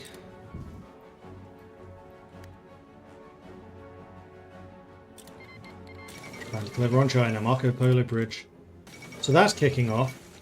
War support still only at 12%, despite 19% world tension. Ignio Maringio takes power of Paraguay. US Congress passed the Neutrality Act. With tensions rising around the globe, the US Congress has been the scene of intense discussions about the role the United States should play on the world stage.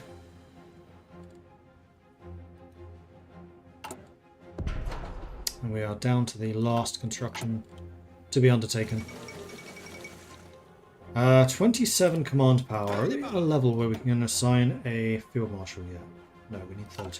Okay. That's something we need to bear in mind to do, and also I need to sell guns, because, yeah, shoot, we have so many of them. Hopefully these still sell.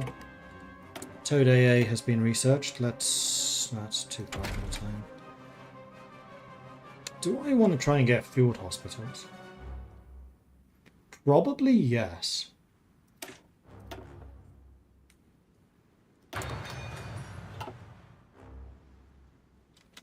And we have an MIO with funding. Fonderie Royale de Canon. So we'll start you with production efficiency for the artillery. What nation do I plan to stream next? Belgium. It's going to be a lot of Belgium. I'm sorry. But it's going to happen. So TNT General de Belgique is complete. So I was going to say the first thing I'll do is grab them, but I can't afford it yet. That's going to cost me 150. In the meantime, I think I want to grab gold reserves. Thankfully, the Belgian state maintains a sizable gold reserve. At present, this provides us with stable foundation for borrowing and lending within our country, although we could also choose to sell the gold to temporarily boost development and construction. So Belgian gold was an entire saga that went on during the Second World War, which was actually a really interesting thing. So basically, when Germany invaded Belgium, Belgium made a deal with France that they would store the Belgian gold reserves because Belgium was basically hedging their bets just in case they didn't hold it. France accepted this. They insured the full amount and agreed to store it. Then things didn't go so well for the French. So the Germans were literally chasing Belgian gold all across the country, where they did eventually, I think they captured 1/3 of it, but 2/3 escaped to the UK and to the USA. And because of the guarantee that France had given to Belgium after the war, the first payment from the reparations that Germany paid actually went to Belgium instead of France to repay them for the gold loss. And part of the reason that Belgium rebuilt after the war so quickly, and this is what was known actually as the Belgian miracle, Belgian recovery after the war was incredibly fast because they hadn't had to take any loans out during the war because of how rich Congo was. They were basically able to rely on the gold and diamonds that Congo produced. So they were the only government in exile that didn't take any loans, they didn't need any donations, no charity, nothing like that. They were entirely self-sufficient. And they had their gold reserves completely intact. They didn't spend any of it because their country was under occupation. So after the war, they basically cashed in on the gold, started lending it to everyone else who needed gold to aid their recovery, and then used that to rebuild Belgium. leading to the Belgian miracle. So I thought I needed to have a mechanic of some kind to represent the importance of those gold reserves for the Belgians. There are new research items in the support section of the research tree. Yes, there are. I know this because I implemented them. Particularly the helicopter ones. I did the helicopter stuff. So the medevac, the helicopter transports, and the helicopter recon. And then also the helicopter brigade, which you get when you actually research helicopters.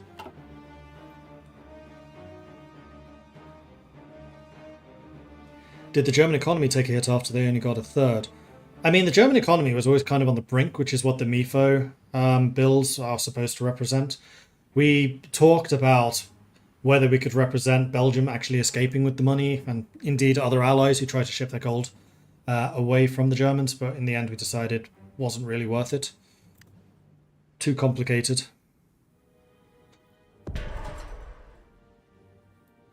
Not true, Mordred. The Belgian miracle of Pomfret. Do we have helicopter infantry cavalry like Hoi 2? No. So the way that helicopters in this work is it's an equipment that you do produce, but they're all support companies. So the helicopter brigade is a bit of a generalist. They have recon, trickleback, and logistical support. And then you can also build specialists. So helicopter transports, for example, are really good at logistics. Medevacs are really good at supporting trickleback. And the recon are really good at recon, and they also increase the speed of the units that they're attached to. No, they're not air cavalry level of helicopters. I mean, this is still early use of helicopters, and in fact it was considered a breakthrough when they added a passenger seat to the early helicopters. Like, they really didn't have that much lifting capability. Once we got a little bit later on, and actually helicopters were used during the Second World War, they were used as medevacs in the Pacific by the Americans. Sikorsky R4s, I think they were. And then also modelling like early Korean War helicopters. Who gave Spain helicopter tech at the game start? Spain were world leaders in helicopter tech. They were the first innovators and producers of helicopters. So the fact that they have them at the start is intended.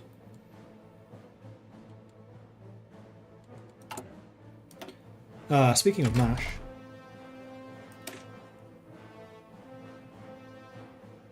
Nope, that's the transport. Here we go. Incoming wounded! We have incoming wounded! Helicopters provide even faster casualty evacuation than regular ambulances. That is directly inspired by MASH, because I love that show. Good old radar. Jazzy, thank you very much for the subscription. Right, we have a bunch of subscriptions. Let me just get to those. I forgot that I don't have that notification up anymore. Let's just go pop you out real quick and set that up. Where do we start? It goes back here. Carnita coming in with a 39-month resub. Thank you very much for that, Carnita. Well, what a special day it is. Me with 39 months and a proud daddy showing off his baby for the first time. Happy streaming for the wonderful weekend for all. Thank you for that, Carnita.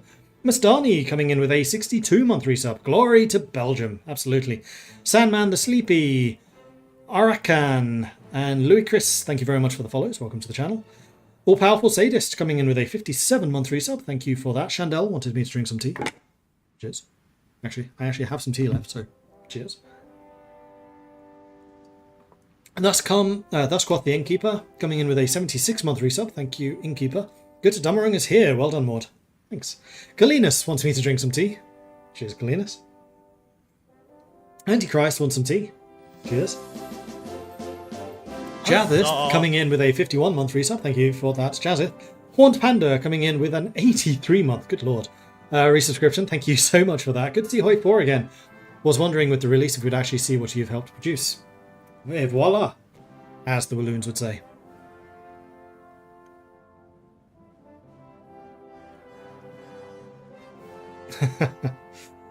Alright, onwards. And we should probably make sure that we continue selling these guns, because I don't want to let too much of a stockpile build up. We want to make sure we actually get this stuff sold off. The more guns we sell, the more industry we get. Okay, gold reserves. So this unlocks investor gold reserves. So we can expand the welfare system, which will cash in. So what this does is it gives us 10% consumer goods factory factor. We can cash that in up to 4 times. So this one will spend 2.5% of it and give us 150 political power, 5 stability, and 5 democracy. We can do the National Construction Program. Again, cost 2.5, and will give us 20% construction speed for half a year. And then we can do National Industrial Program, again, 2.5%, and it will give us factory output and dockyard output for a year. I want to keep it, however, because I'm trying to build up my industry at the moment. Once we get to one of the war economies, then maybe we'll start cashing it in a little. But at the moment, I'm happy with how it is. And in the meantime, I'm going to grab social partners. That's output. That's steel. I would quite like to get Cockerill. So one of the things which I added recently, because a lot of our beta testers were saying that Belgium can just produce too much stuff, was the factory output penalty here for the economic downturn. And the way you get rid of that is by investing in the company. So Cockerill reduces it by 5, FN Hairstyle reduces it by 5, Ponderie de Belgique reduces it by 5, Imperial reduces it by 5. So you're going to need to make some investments in those. And I would really like to try to get to Cockerill if I can. So let's do social partners. Our government convened the National Labour Conference to bring together trade union and company representatives. The result of this has been the introduction of the minimum wage and 6-day paid holidays per year. And we've also hit the 150 political power, which we are going to use for Société Générale de Belgique for another 20% off. So our industry is now booming because we have such low usage of consumer goods. Interwar artillery, done. Excellent. Let's go for this.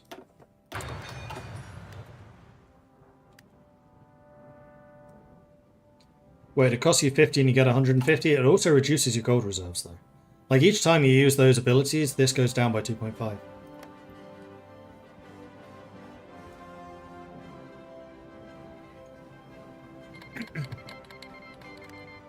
Spain cancelled the sales contract again. Spain, stop doing that. So many glorious guns available. It can help you win the Civil War, probably. Maybe not. Right, so now we're getting some doctrines available. Speaking of doctrines, we need to make Michiels a field marshal. Now, there are a couple of really interesting choices here. So these are all Belgian generals. I'm not going to be able to quote what they all did. Some of them I can. Verstater was the artillery inspector general, who was a World War I general that you can bring back. Victor Deschamps was one of the Chasseurs Ardennais commanders. There were 2 divisions. I think he was the commander of the second one. Lambert Chardon, who you can unlock, was the leader of the first. Kayarts. What did Kayarts do? Can't remember. Jules Pyre was the leader of the secret army, the resistance army. Victor von Steudonk de Pekel. I can't remember offhand. I was expecting to remember this a lot better than I do, because it took me a long time to research these guys. I remember some more of the unlocked ones, like Piron was the leader of the Piron Brigade. How do you get him again? He's one of these. Chardon, there he is, Belgian Legion.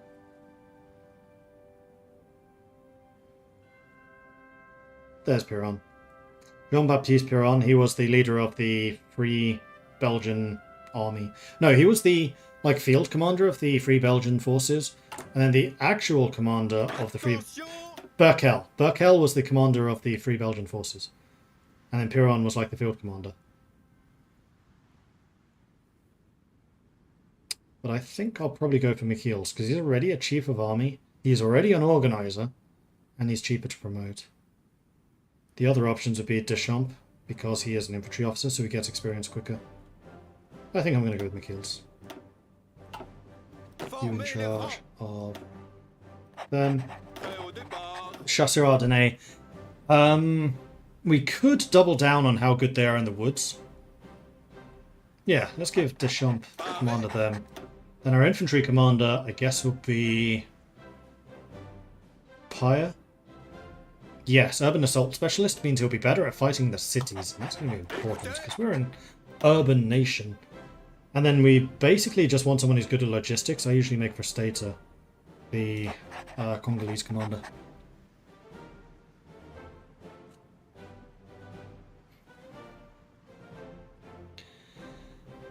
Kayat was the GOC. I'm not sure what GOC is, of the Cavalry Corps. Aha! Seems to be one of the few Belgium fans, because I made it.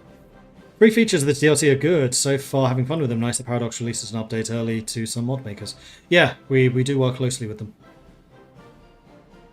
General Officer Commanding. Aha, I see. Accent to the troops. Yeah, this was recorded by one of the Belgians, one of my Belgian colleagues.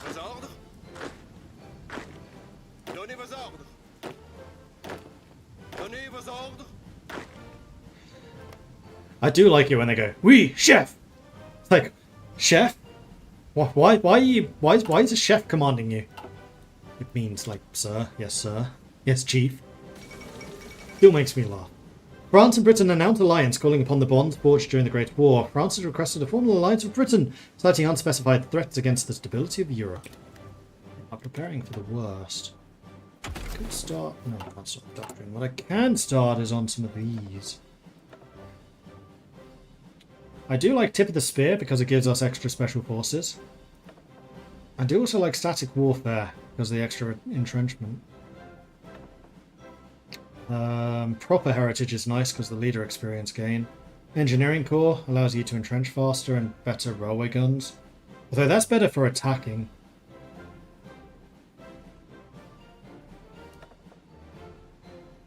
Logistical focus, supply consumption down. That would be great in Africa. Tenacious defense.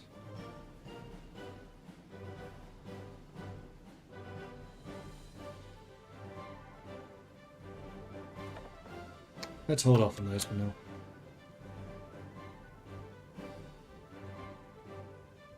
Did the Belgian army use Walloon French? The command language was it depending on the unit formation? At this point it was all French.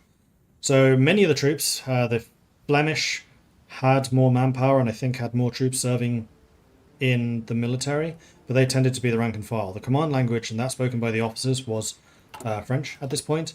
However, it did increasingly get mixed, and during the war they did require officers to be bilingual.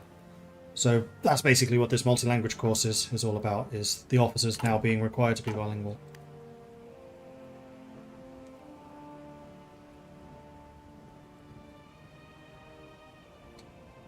I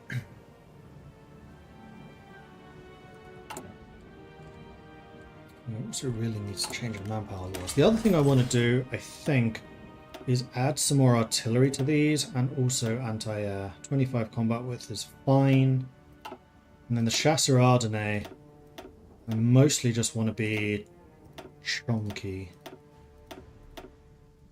Making sure I can save these. I'm going to keep the light tank destroyer in there as well. Do I want to add artillery maybe?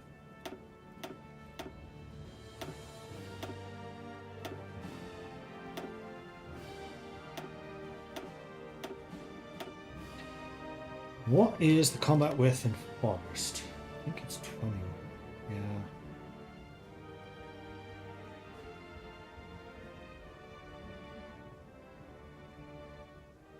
Or we go up to 30.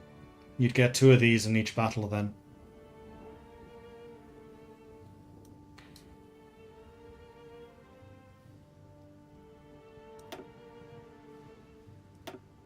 What if I go 3 artillery and an AA? And then 1 extra infantry. 40 organizations is a bit low for special forces. I'm not too worried about the equipment costs and things. I'm fairly sure I can recruit those. Also, we can now build civilian factories, so let's get a couple of those going.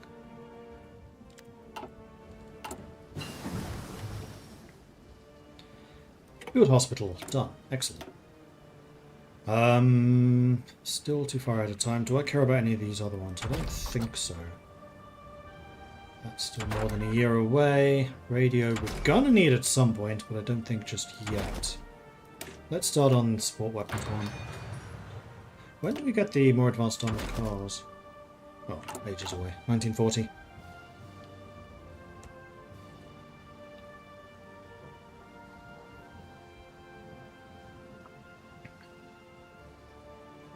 In Belgium, most non-commissioned officers are called ex-chef in the Belgian language. Oh, nice. Interesting.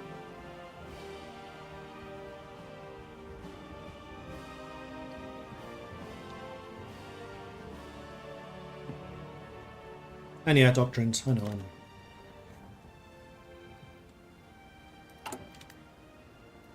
you want to do something with the Chasseur money now? At least we're going to increase the size of the mountaineer units. I'm going to add at least a little artillery.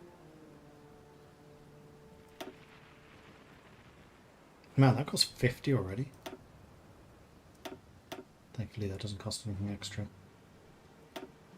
Let's go for a similar template to the infantry for now. We'll kind of use them interchangeably. We can add more if we need to. Expensive unit.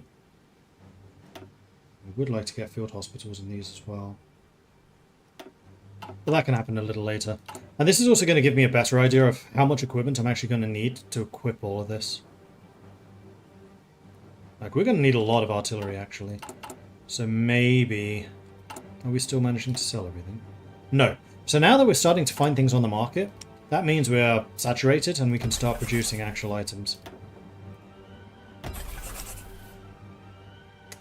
AA, artillery... I do want to have one on my tank destroyers. What type of tank should these be? I think the tanks are themselves Vickers, so we'll just stick with Vickers for now.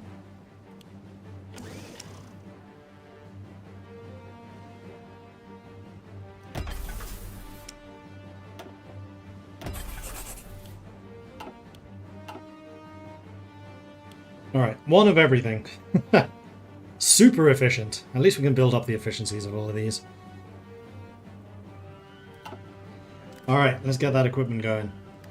Meanwhile, you can become a logistics... No, you can't. Can't afford it. That. Never mind. Social partners, done. That's going to increase our production efficiency. So now I think we're going to get revived coal mining, Cockerel. Then I think I need to start working on some of this stuff. We're in December 37. Could also do a Plundemont. This gives civilian factories. Now let's get that going. The cornerstone of Wallonian industry has always been steel, and to better produce this important material, we need to aggressively expand our coal mines in the region. Interesting thing, even though Belgium produced an absolute bucket load of steel, and they were one of the leading steel producers in the world at this point, which is represented by the fact that they produce 74 steel with all of the infrastructure done. They're a massive steel producer, but actually it's their little next door neighbour who was the second largest producer of iron ore in this period. Luxembourg produced slightly less iron than the entirety of France. Luxembourg. And they basically sold it all to the Germans and the French and the Belgians, which allowed their steel industries to take off.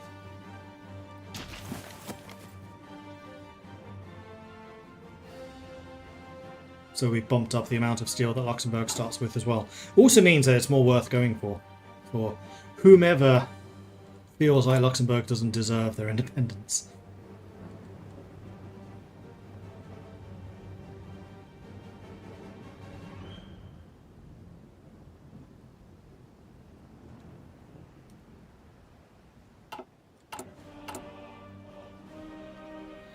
All those resources are looking good. We can get high command. I think I'm going to wait for the third political advisor at this point. I'd also like to try to get to partial mobilization, but we're still a long way away in terms of war support. Let's get rid of Scars the Great War, which defense bill would do. Maybe we'll do... No, want to get Cockerel, then maybe do defense bill, then maybe Plundemont, something like that. Or maybe Plundemont first. Okay, speaking of which, Cockerel time. Cockerill are the foremost steel manufacturer in Belgium, with massive plants capable of producing anything from engines to artillery. With the increasing demand for all of these products, we're in a prime position to see their further expansion. Oh yeah, and this also actually boosts Cockerill. Forgotten about that. So they get an output bonus. Fascists influence foreign policy.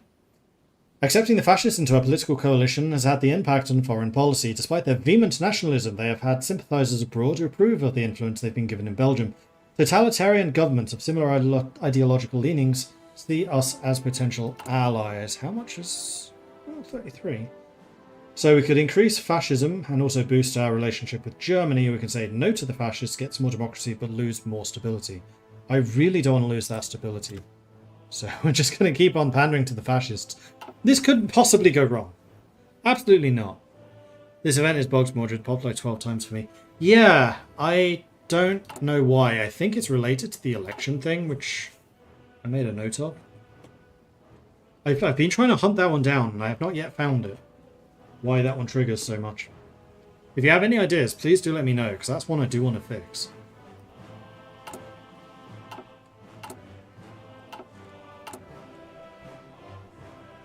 We may need to do some anti-fascist raids. Yeah, it's only 50 political power. Let's get rid of some of the fascists.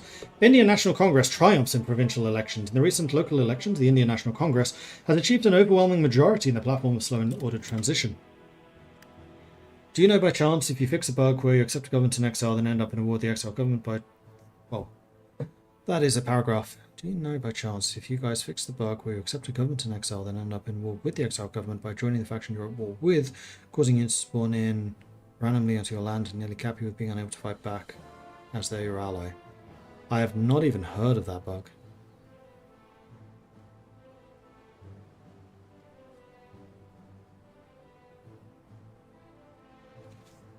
So, don't know. Reaper, sorry, don't know. Okay, improved infantry equipment. We could go for the BAR, and I think it's actually worth our while. Do it. And we can also get FN Herstal being more productive. Perfect.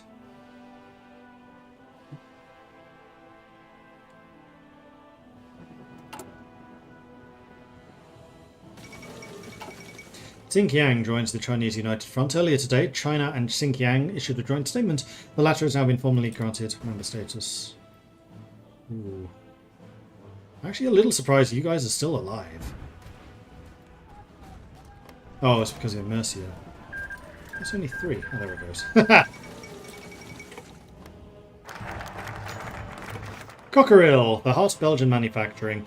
Cockerill is the company which sits squarely at the heart of Belgian manufacturing. Throughout its existence, it's turned its hands not only to the manufacture of iron and steel, but also finely engineered machines, including steam engines, trains, and even battleships. It developed a stellar reputation and rose to become a major force in the steel industry of Western Europe. Adolphe Grenier, the Director General, along with members of the management, remained at the post throughout the Siege of Liège and the Great War, ensuring that employment remained open to its workforce so long as it could. Once occupied, the company refused to manufacture for the occupying forces and was therefore gutted for the majority of its heavy steelworking equipment. It has since recovered during the interwar period and remained a foremost industrial concern. They probably built the engine of our economy. Yeah, they were like a massive train manufacturer. And today, I believe that Cockerill build nuclear power plants. They're still around. Alright, I think it's time for Plunderman to get some more consumer goods, and then I think probably defense bill. Yes, let's do it. Although it comes at a great political cost, the Prime Minister has been working hard to continue the reforms of Henri Dumont and implement further unemployment measures. This is aimed to further reduce the unemployment rate from the high of 23.5 in 1932 down to 15%.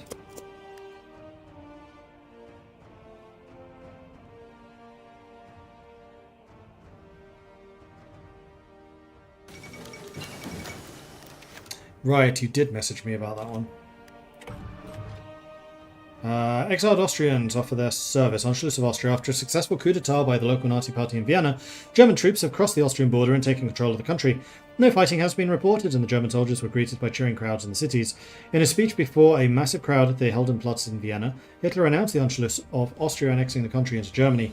The oldest eastern province of the German people shall be, from this point on, the newest bastion of the German Reich. Actually, Reaper, poke me again on Discord. I'll poke people again now. Because we're in patch fixing mode. Huzzah! So somebody with more experience than I have may be able to look at it.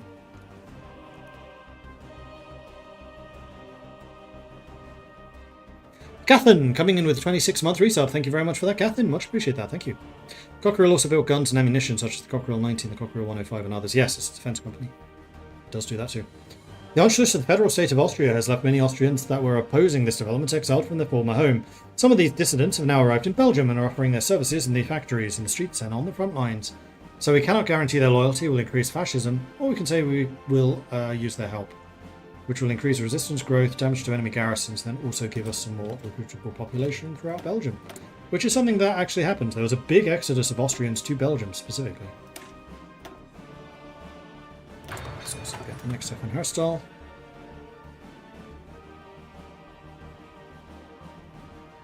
Manpower, that's the other thing I really need to do. April 38. We have another year and a bit.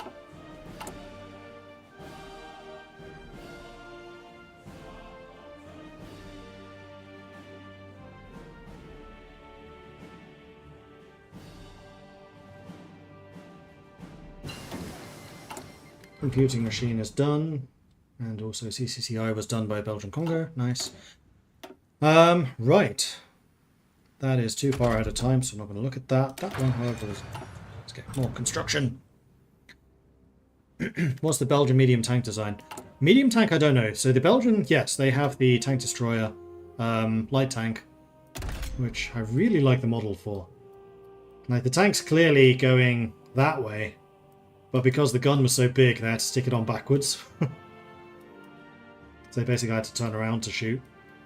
This was only one of the models. They had various ones, but most of the British tanks and the French tanks that they licensed, they upgunned. They got rid of the turrets and built their own weapons into them. So they are level 2. They have a 2-man turret. That gives them a little breakthrough. They have high velocity cannon, which is the tank destroyer cannon. Boogie suspension, riveted armor, gasoline engine. I mean, they're not amazing, but also they're tank destroyers in really early game, and they are definitely more than a match with the Panzer 1s and 2s.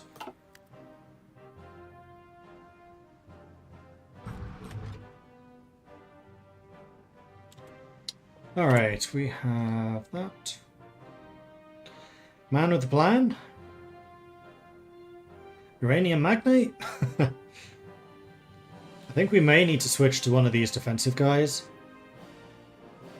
But right now, I think it's going to be more prudent for us to have Henri de Man, man with the plan.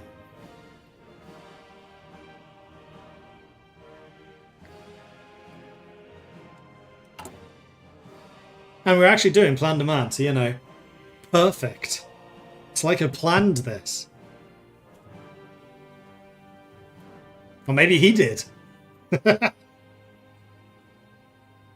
Why does Henri de Man boost communist and not fascist support? Because he was a communist. He was in the socialist part of the government. The Tsardom of Bulgaria approaches the German Reich. The Bulgarian government has signed a commercial agreement with several German companies in an attempt to strengthen ties with the German Reich. Plunderman is done. We could do the dial plan.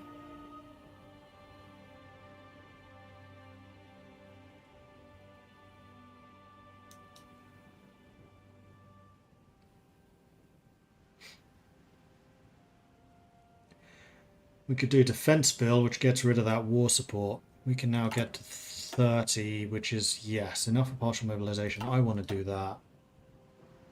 Defense bill it is. Well, we're going to produce 0.88 political power a day, 70 days. Not quite worth it yet. So actually, let's go for the dial plan. Unless we want to do something like railway expansion in order to get symbiotic industrialization. How is Congo doing in terms of autonomy? Something I should really keep an eye on. Subjects. Actually, they're going backwards. Good. So we have them under control for the time being. Yeah, defense bill. Let's do it. Our declaration of perpetual neutrality was not precisely well received on the international stage. However, the reality is this needed to be done to concentrate political support towards a significant rearmament program. I love it when a plan comes together. I need a cigar to be chomping on when I say that. Kingdom of Hungary announces the Győri program. The Hungarian government under Miklos Horthy has announced a new large-scale industrial program with the intent of efficiently rearming the nation as quickly as possible.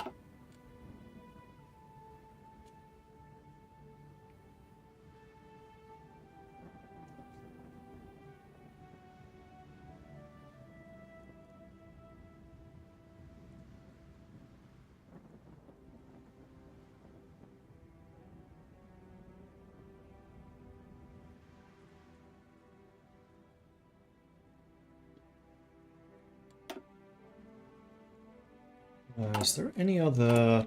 Are there any other divisions I want to modify? Yes, I want to start adding engineer companies to the infantry and also field hospitals. Organization is still acceptable. And I think probably much the same to the Chasseurs Ardennais.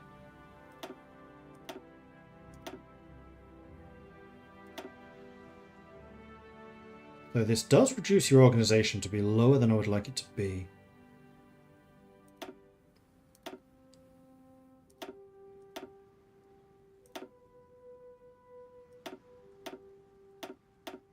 So be it.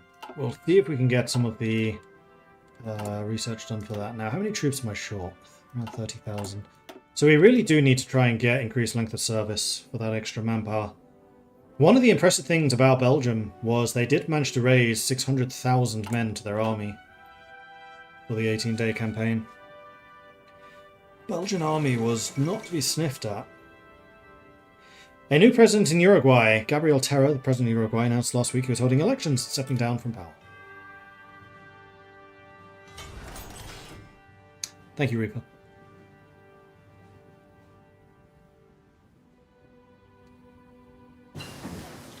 Support weapons and also MIOs. This is hairstyle again. So let's get the mass rifle production. And we have some science to do. Armored car is still a little too far ahead of time. We could go for the mountain infantry too, which does make our mountaineers better. Could also go for the support company upgrades. I don't think I really want to improve my tanks. They're a fairly minor part of our strategy. We could get better artillery. You know what? I think that's a great idea. Or industry. Let's actually start with the machine tools, because I don't think I'm really short on building slots right now. No, not yet. And we, in fact, have some civilian factories. And I think 38, it's now time to start arming. Especially now that I have the defense bill, which gets rid of the military factory construction speed penalty. We have also gotten rid of all of the production economic downturn penalties. It's now just the output that we need to fix. Which FN Herstal, Minerva and Poudre Réunion de Belgique would all help with.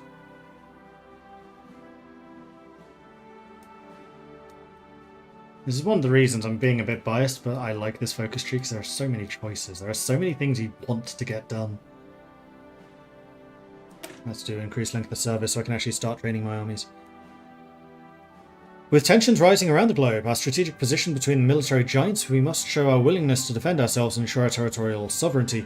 As such, we will put ourselves on heightened alert and increase the length of service for those currently serving.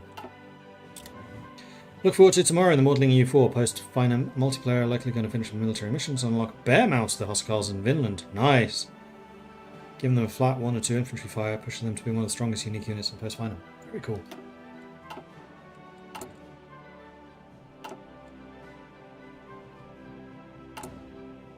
We are getting manpower again. Why?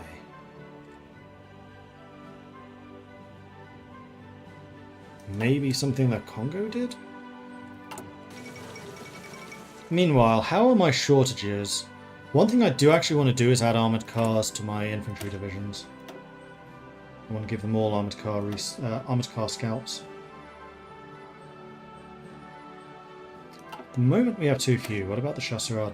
Let's give you armored car scouts instead. Yeah. In fact, sod it. Let's get all of these guys done early.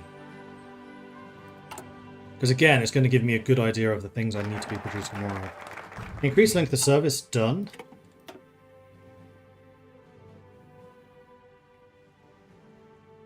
September 38. I'm getting a little bit nervous. Because I haven't even started on the defensive bits.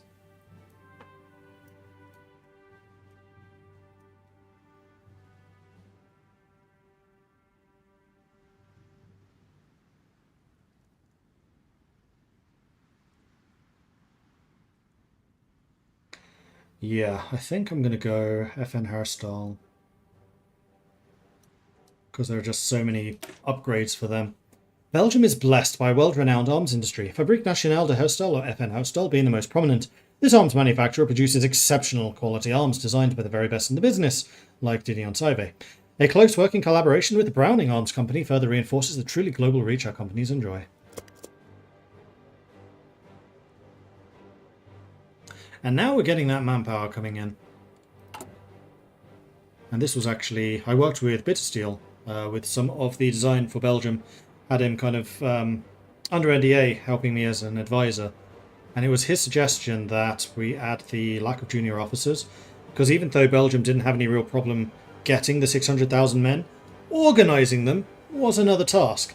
So the lack of junior officers penalty was his idea. So kudos, Bittersteel. Thank you very much for your help. I really do appreciate that. Thank you. And also finding the uniforms for the Chasseur Ardennais. That was help that Bittersteel gave me. These guys.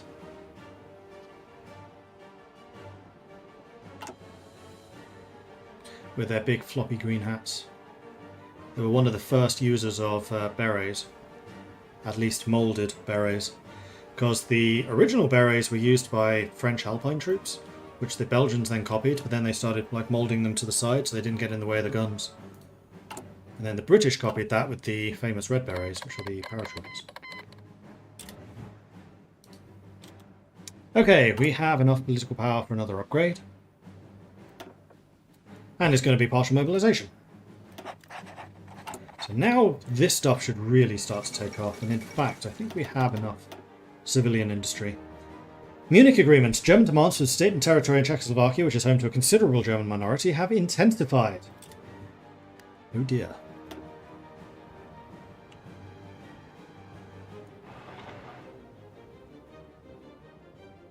I think in 39 at least, I'm gonna need to start building at least a couple of forts. I think I got my industry online a little bit later than I would have liked. Okay, so we have a lot of guns. We don't have a huge amount of artillery. Support equipment and artillery, I'd say, and armoured cars. We're not producing any armoured cars yet. So maybe what I'll do is I'll switch these out to being armoured car production instead. Because I have 150 spare. I don't think I need many more than that.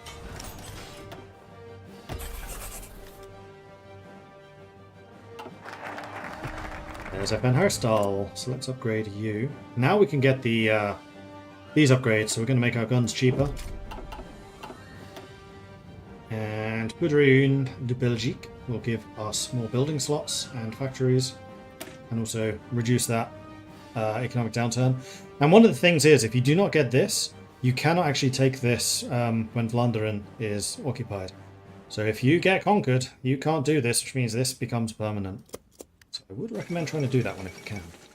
Hungary, Kingdom of Hungary announces the Treaty of Trianon. Public declaration: Miklos Horthy has renounced the treaty imposed by the Allied forces after the Great War. Fascists again. Go away! Maybe I should do another anti-fascist raid. Make it happen. Factories, speaking of which. I think the first thing we want to do is more artillery. Let's put you as the lowest priority right now. I was just checking to see when this gun became available, and then it became available. Perfect. It's just over a year, which is longer than I'd like it to take. Let's go for the artillery upgrade. Upgrade the... Alright, let's get the VARs.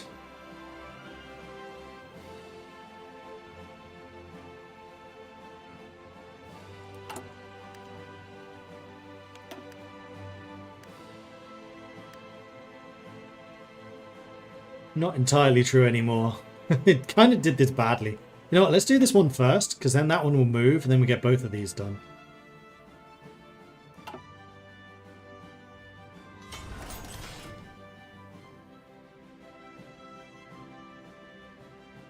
Will the Allies send troops without the Dahl plan? No. You have to do the Dahl plan if you want to have Allied troops moving into Belgium, at least until...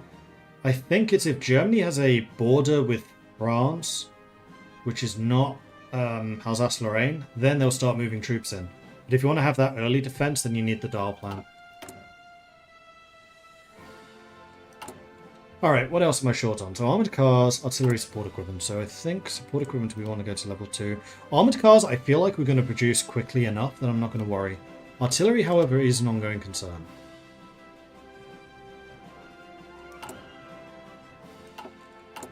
And I like this. My previous tests didn't have the economic downturn factory output penalties fully in. Now I do. Okay. Armored cars? More artillery? I think I'll go armored cars for now. We can always reduce that later.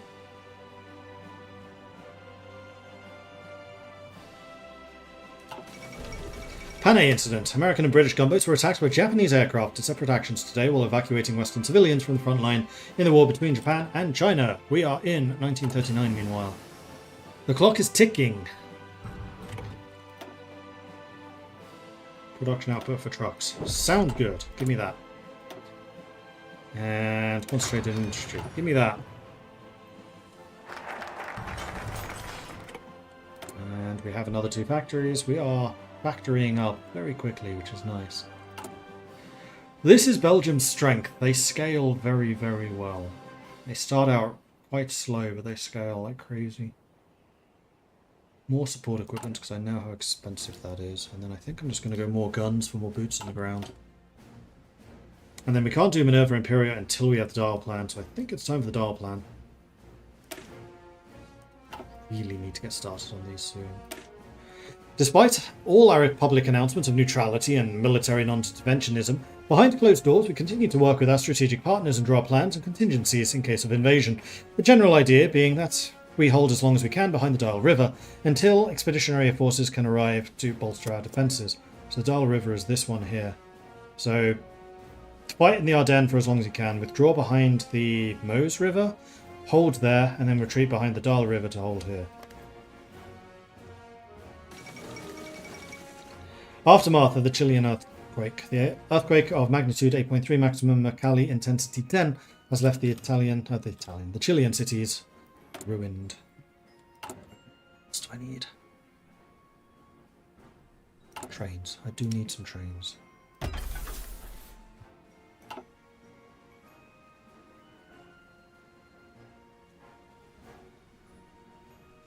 And yeah, now that I have most of my units prepared, I do want to make you bigger. Other than that, I think we're now good. Oh, we need to do these. Tip of the spear. Because I would very much like to get a couple more Chasseurs Ardennais trained. And then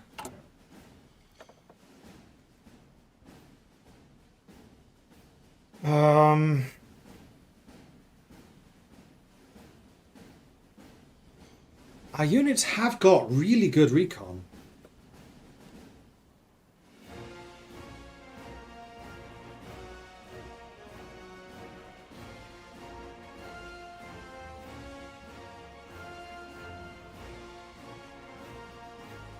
Supply consumption in Belgium is not going to be a problem. In Congo it would be. Really don't care about speed. Don't particularly care about that. So I think it's really between these two. At least right now.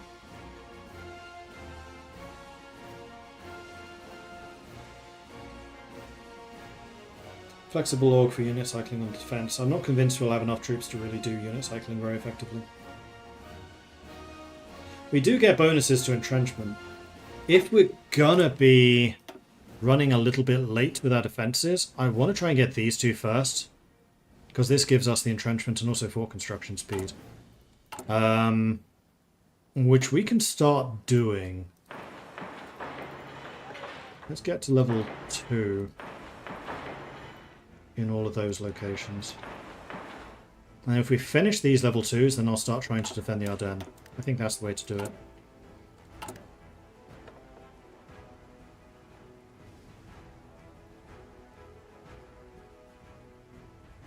Alright, static warfare. We are Belgium. And then probably tenacious defense. Again, we are Belgium.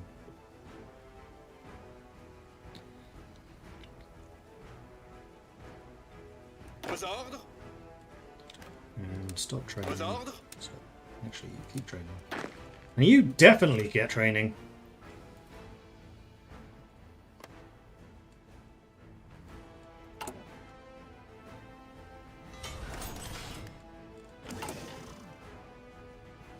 Alright, let's get some more infantry divisions in queue.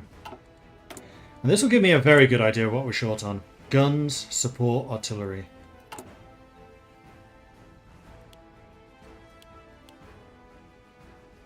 So something like this.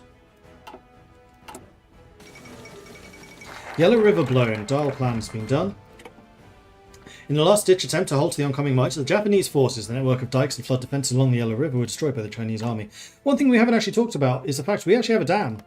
Belgium does have one of the oldest dams in Europe, and in fact, this dam, whose name completely escapes me, is one of the most well... What's the word? It's not most well engineered.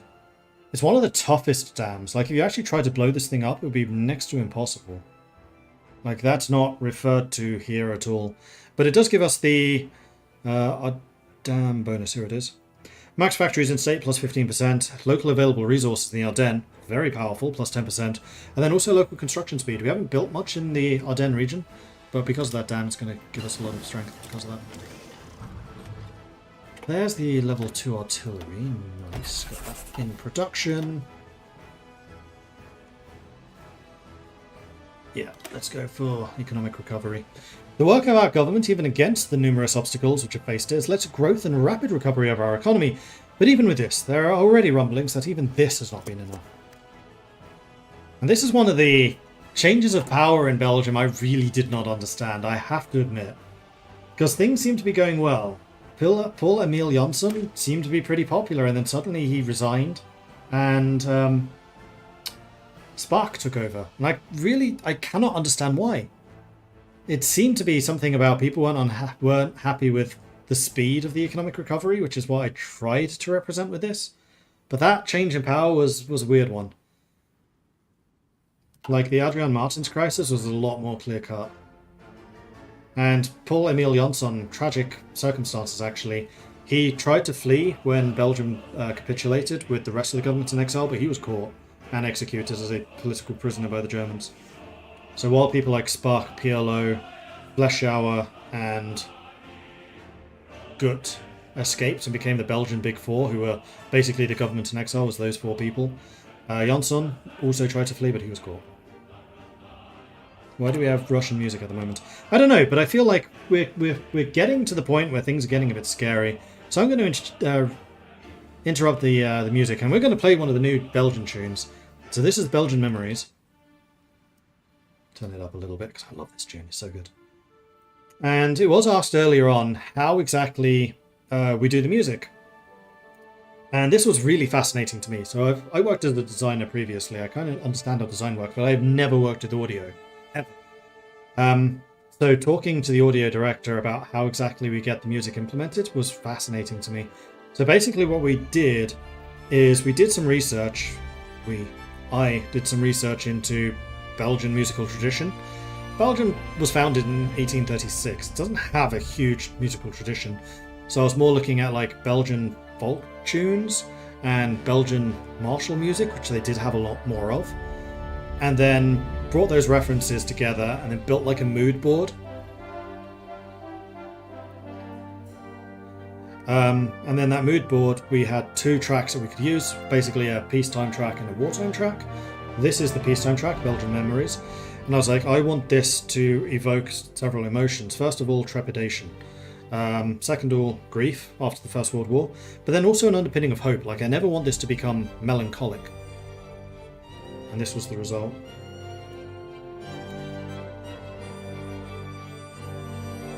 And then the second piece, Heart of Barbed Wire, I'll talk about when it plays, which will be right after this.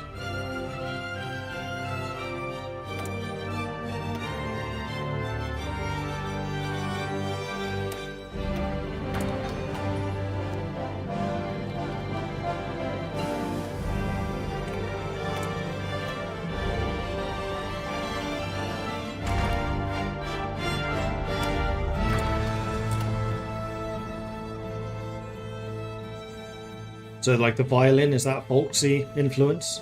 The do is echoed in the military piece. Like there are like callbacks between the two.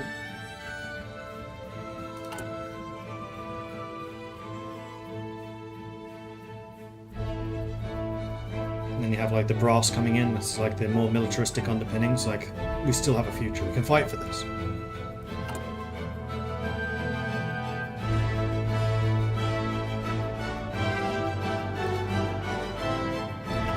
What's the plan for if and when France falls?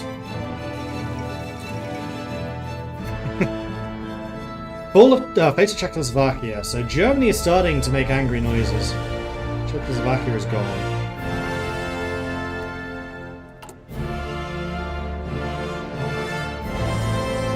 Do I want to get more conscription? Where are we at? 3%? Yeah, we're going to need it.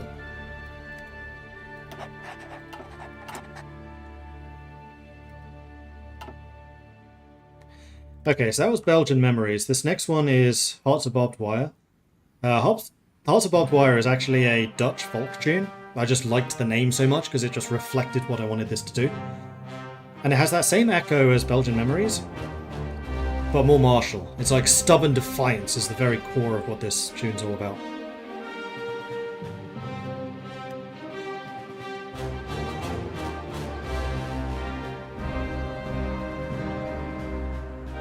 So it has more of like a marching military tune to it. It has more of a martial theme.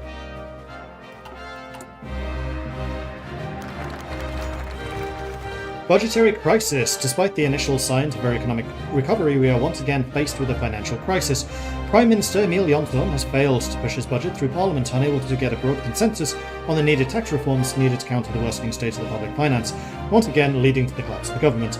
This led to a quick handing over of power to Paul-Henri Spaak, a rising star of the Labour Party and the first socialist Prime Minister of Belgium.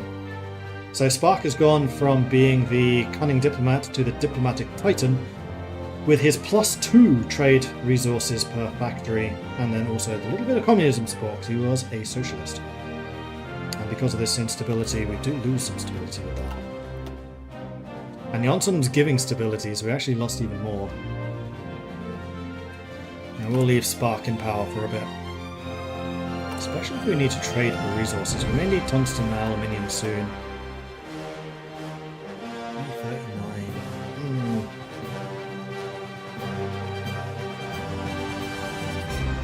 I really want to get Minerva Imperia before it breaks out. Don't actually, is this one blocked by capitulation? I don't remember if it is. This one might not be.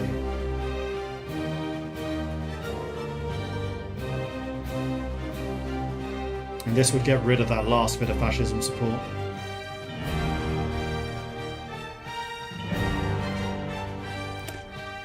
Now that we have made our neutral stance clear, it is time for us to begin working towards enforcing it. We'll make ourselves too difficult to conquer, thereby making invasion unfeasible. Speaking of which, I also need to research better ports. King Zog submits to Italy. An ultimatum has been delivered to the Albanian government by the Italian diplomats demanding they submit to complete military occupation.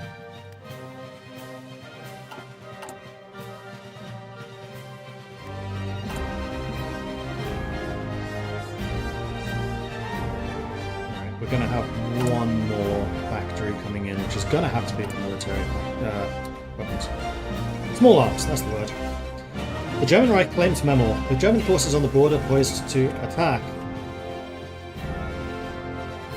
Stuff happened. Nanjing has been occupied by Japan. That was the normal event. Yeah, Japan's doing quite well. Alright, new technology. We're going to go to engineering. Engineering!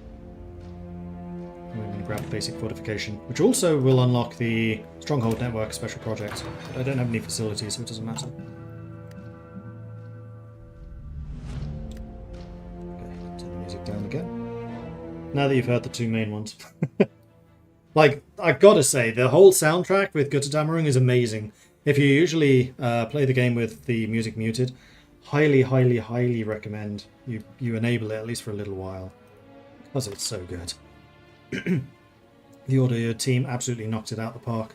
And as I mentioned previously, it is also on Spotify now. Which is pretty cool.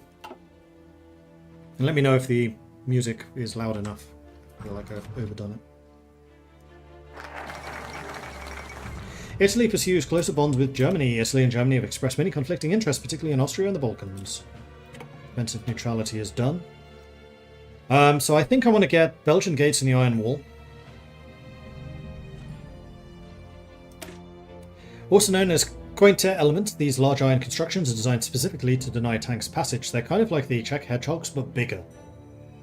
And you can kind of set them up as a, you know, like the temporary barricades that can be set up at like music festivals? They're basically those, but bigger.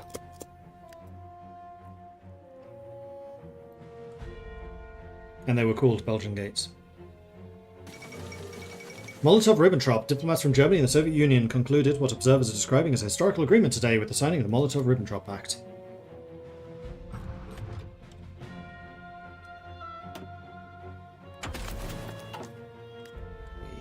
It would be nice to get some doctrines, actually. Thinking about it. We have the entrenchment one, we want this one too. So I think the next thing that we spend is going to be to get Eduard van den Bergen. Van den Bergen.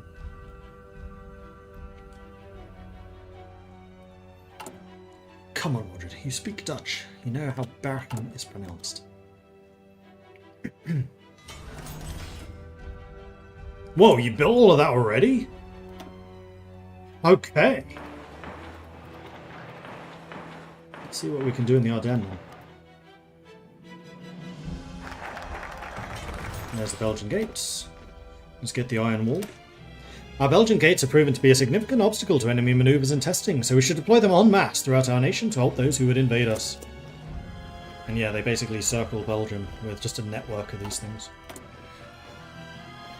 And we have that one extra factory, which I think needs to go to artillery, because we really don't want to be short on that. Now I think it's probably worth our buying tungsten. Question is from whom? Does France have any? It does. And we can now get 11 resources per factory. Thanks to Spark being in charge. Right, it's 12. Might be 13. Might be 13, that's the maximum. Because you can get one from here. Huzzah! Which is the port of Antwerp. And then I think there's also one around here somewhere.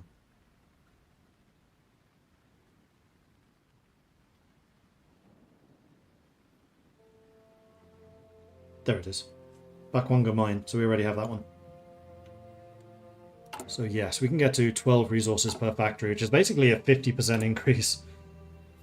Belgium was good at diplomacy, what can I say? Excellent machining tools. We're going to get cheaper artillery. Make it happen. And some more research.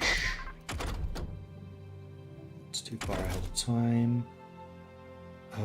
Now we can get the basic armored cars. Let's go ahead and upgrade those. And yes, Mizit coming in with a 46-month resubscription. Thank you very much for that, Mizit. Very much appreciate it. And we had an on-screen celebration from Gathan. Boats.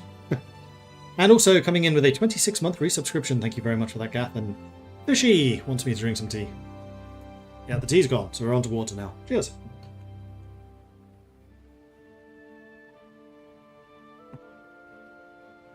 Kind of sad the Hoi 4 multiplayer crowd has determined left branch of the German economy is better.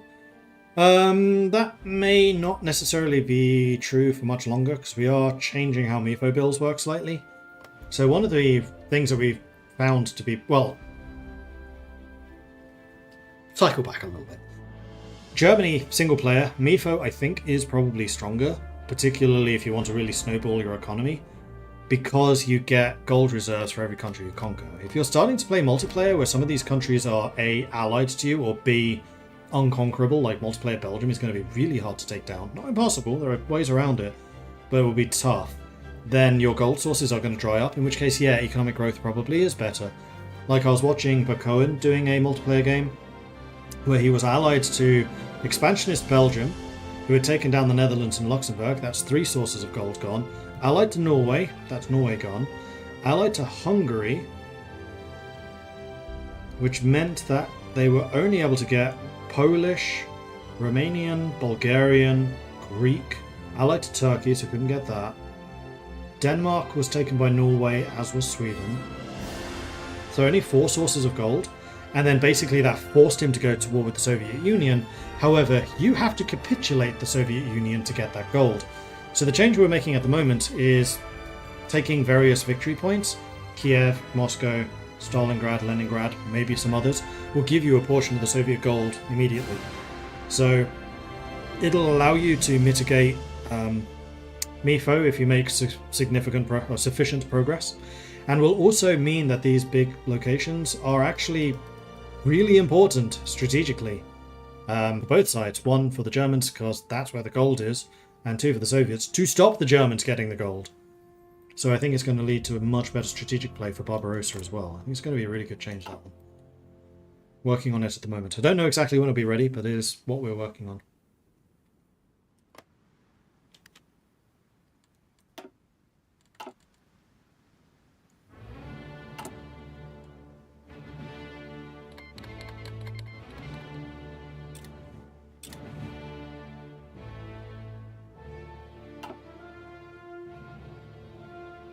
Also in single player, you can more reliably reach autarky, which turns the MIFO death bomb off. Yes, exactly. Spoiler alert for those waiting for updates. Sorry, but not sorry.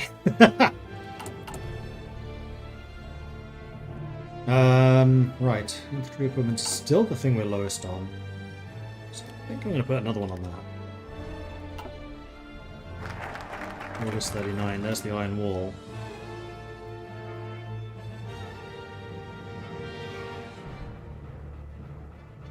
Yeah, let's try and blitz down these 4 if we can.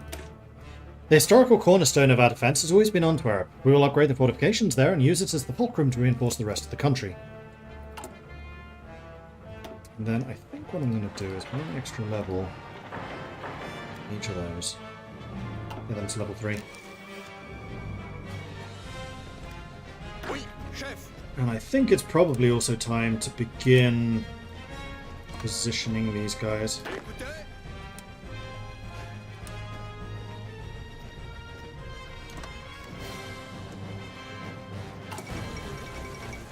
Poland refuses the German ultimatum. Considering the demands, it seemed inevitable. Poland to be forced to cede Danzig to Germany and a Polish plenipotentiary be sent to Berlin to negotiate further terms.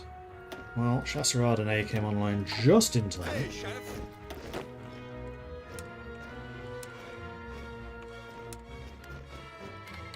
Because I want to guard that as well. Germany has declared war on Poland, and so it begins.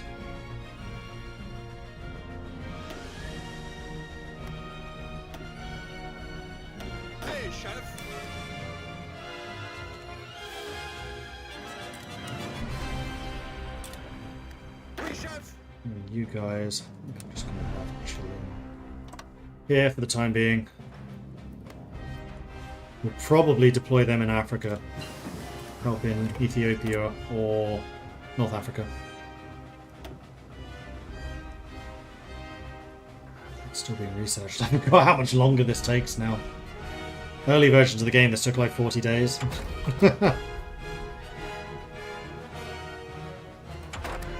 Might need fuel. We are ahead of time on those, that's fine. We're in 39, you know what? Let's get engineers. Increase the entrenchment more. And we're going to want Chardome for the Special Forces cap on the tank. Is there anything else I'm saving political power for? Yes. Edward van den Bergen. So I can start getting the doctrines. No defense on the port. I'm kind of hoping that the Royal Navy can help me with that. Am I going to build the mega fort from the special projects? No, I haven't even started on special projects. I don't have the capacity for it. If you go Constitutional Crisis, you get a facility for free, and you get the Stronghold special project for free. So going that path, it's feasible, because that is all about just Turtle Belgium. We're not Turtle Belgium, we're kind of Historic Preparation Belgium. And I'm not going to reload anything. I honestly have no idea if I'm going to hold out. I'm a little bit nervous.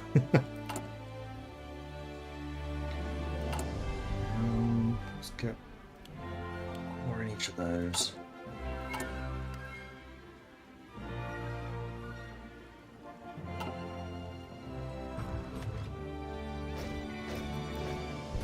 Actually, the force here, so it is defended. Ball of Warsaw, so Poland's about to go.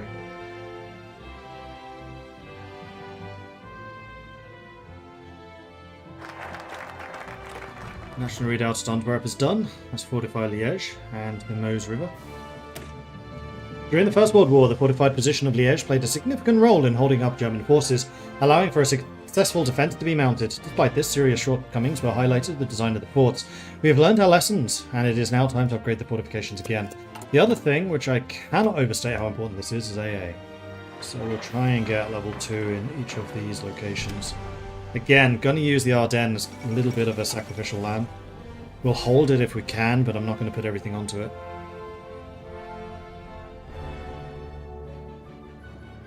Morge is not actually nervous, he's building dramatic suspense. Actually, I am. Like, I think I do usually go a lot heavier on the defense than I am here.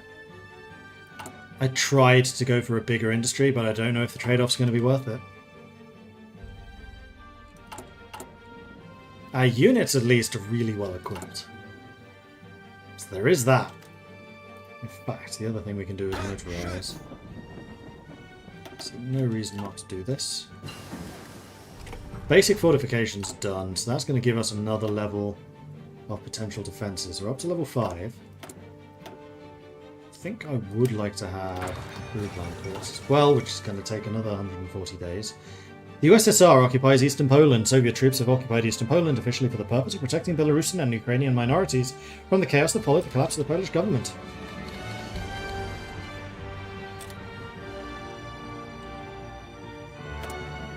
MIO, let's go for the soft attack. Yes, please do upgrade our guns with that. And I'm going to say let's buy aluminium from the French. Please and thank you.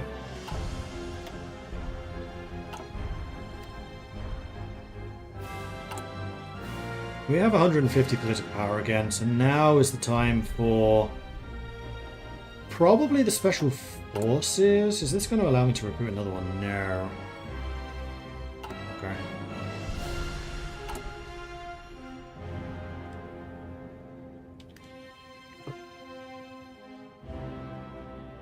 I did like Bits of Steel did and rushed into special projects. Just I went with the land one, not the air one, to get the land project. Sacrificed long-term economy to get that. Then built 4 civs and then just rushed the fortresses. That is definitely one way of doing it. Yep. Alright, Liège has been fortified. Let's build Eben Amel. The largest and grandest fortification in our line, positioned on an elevated point overlooking the Albert Canal, Eben Amel will provide the defensive staging ground and artillery support for any surrounding forces, and provide an impregnable obstacle to any who would violate our borders.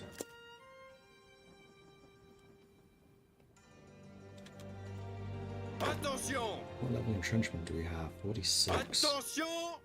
Oh, I've definitely seen that go higher. Why is that so low? Écoutez. Because you don't have defensive doctrine yet.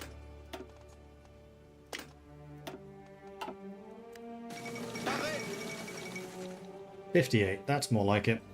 Finland rejects the Soviet demands. Soviet diplomats have presented an ultimatum to the government of Finland demanding border adjustments in the region of Karelia.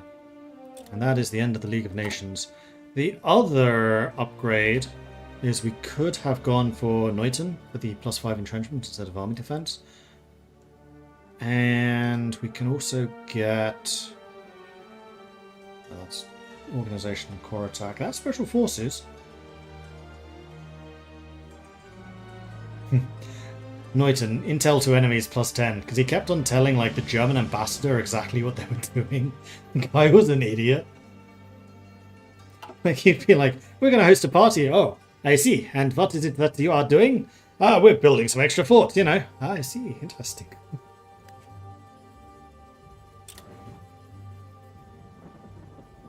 Like he was personal friends with the German ambassador or something silly like that. I forget the exact reason.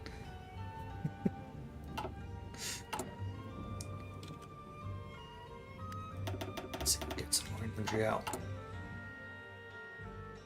Right, I'm also going to set supply trucks, operations, garrisons. Raids will leave off, and we'll say low priority because I want to make sure the troops I actually have in the field are equipped.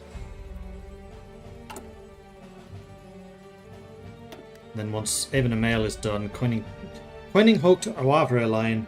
And I would say that if you get to this, you should be fairly well positioned to defend. Like, that's kind of what you want to try to aim for. If you can get all of it, fantastic. If France falls, you want to get these two. Or if you think that France may fall. Right, because we did buff Germany. I forgot about that. Oh dear. Let's build one more military factory and then just go all out on ports, because yikes.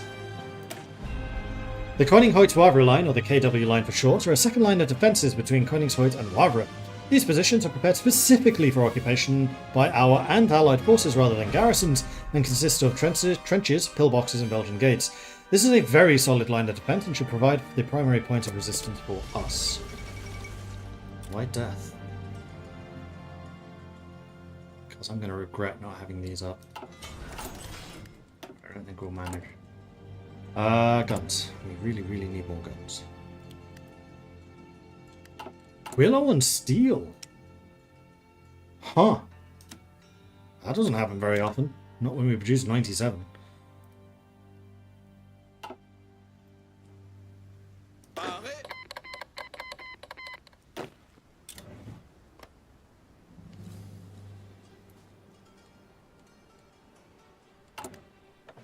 Now I want the artillery expert in place, please. It's like one of our only advantages. We have good artillery. Please make use of it.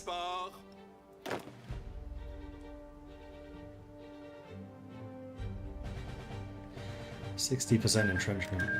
Finland and Soviets have made peace. Koningshoit-Wavre line done. Alright, let's go for Imperial Minerva, because I'm not 100% sure if that gets locked by capitulation. I don't think it does, because I don't block Legacy of the Great War. Yeah. Not only was Belgium a leading player in the use of armoured cars in the First World War, we've also enjoyed a prime spot in the automobile industry throughout the interwar years.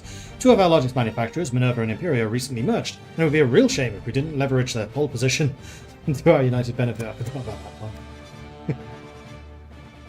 Hey, chef. I had fun writing these descriptions. I really did. Probably my favourite part of the job. Ah, we've got better engineers. That's going to be really helpful. Well, let's get better field hospitals, because we did add those to our divisions, right? Yes, not going crazy. Good. Good. What are the funds? Something I haven't seen before. MIOs. They're basically the experience that MIOs use to level up.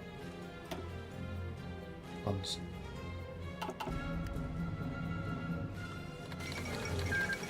Germany declared war on Denmark. The German Reich has clear strategic interest in Scandinavia, both for bases for military operations and for the sake of natural resource import. The escalating conflict has meant that there is a very real threat to any resources ferried through the Baltic or the North Sea, with gradually intensifying diplomatic threats against Denmark and Norway. An increase in German military operations in the region seems likely. Uh-oh. Uh-oh. Save.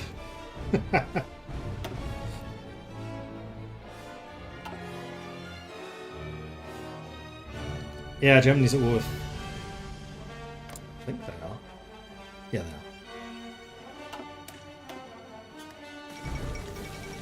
they are. I think we have until, like, March.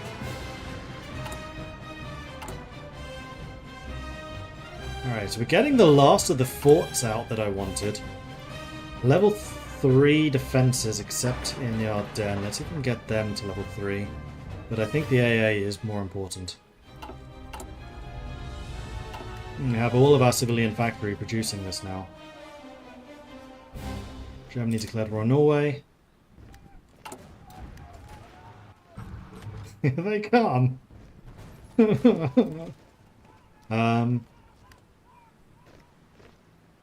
Yeah, let's go to speed 4, so I have a bit more time to think. Like, do I want to deploy these guys early so they can get entrenchment going? Écoutez. These two are the guys training. There's Evan and Mail. So, we need more air superiority, AA, interception missions, and divisions. We have 2 divisions defending this, so we get the maximum bonus from that. So they have a 60% chance of repelling it, 40% chance they'll succeed. And actually, once I have 2 levels of AA, that's going to become even better. Oh no, it's 1 out of 5. 2% per level. So AA doesn't add that much. It's really the divisions that does a lot, and then air superiority, which we ain't going to get.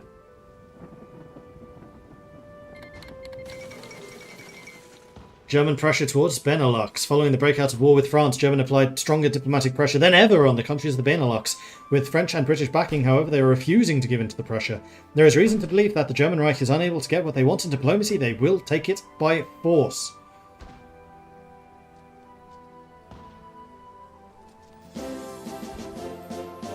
Huzzah! Pozanik coming in with an 87-month resubscription. Thank you very much. All that ongoing support, really do appreciate it. And then Mizit coming in with a 46-month resub. Thank you also, Mizit. But I think that this is going to be where I'm going to leave it for today, because I like cliffhangers, and this is definitely a cliffhanger. So thanks everyone for watching. Hope you've enjoyed this. If you have, be sure to hit that follow button if you are watching on Twitch, or if you're watching on YouTube. Hit that subscription so that you can get notifications when we are live again in the future, which, don't panic, will be tomorrow, 12 PM. Central European time. We are going to continue this.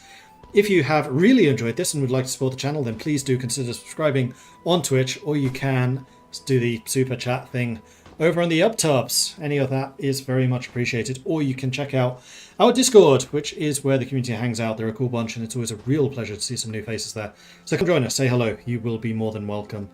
That's it for me. Thanks everyone for watching. I will see you all tomorrow at 12. For the showdown, and we shall see if my preparations are enough, because I am really, really not sure. And in the meantime, yes, let's go and raid somebody. Let's go and see who's alive.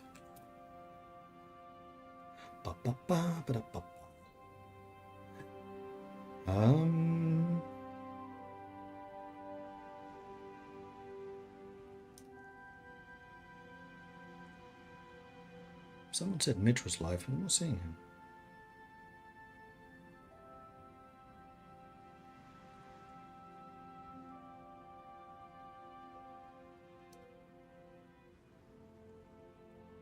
Why am I not seeing him?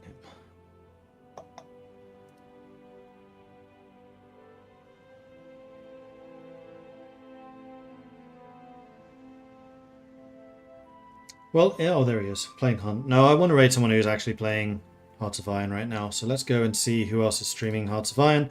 And let's see if anyone's playing Belgium. That's going to be the big question here. So, Hoi for category.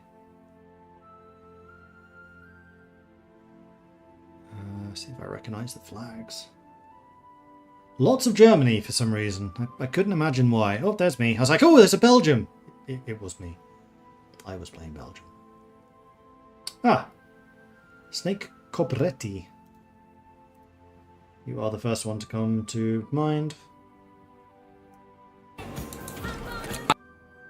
You are in English, so let's go and raid Snake Cobretti. Now, this is something I need to do from the Twitch side. So head on over there, say hello from Mordred Viking. I'd love to see his chat absolutely lit up by the Viking raid, which you can do by copying and pasting Viking raid just like this. Or if you're a subscriber, you can bring in the long ships just like this. YouTube, sorry. This is just going from Twitch. You guys can just hang out while we're organizing this. So thanks, everyone. I will see you tomorrow, 12 p.m. Enjoy Snake Cobretti's stream in the meantime. Give him some love for playing Belgium. And yeah, I will see you next time. Until then, bye-bye.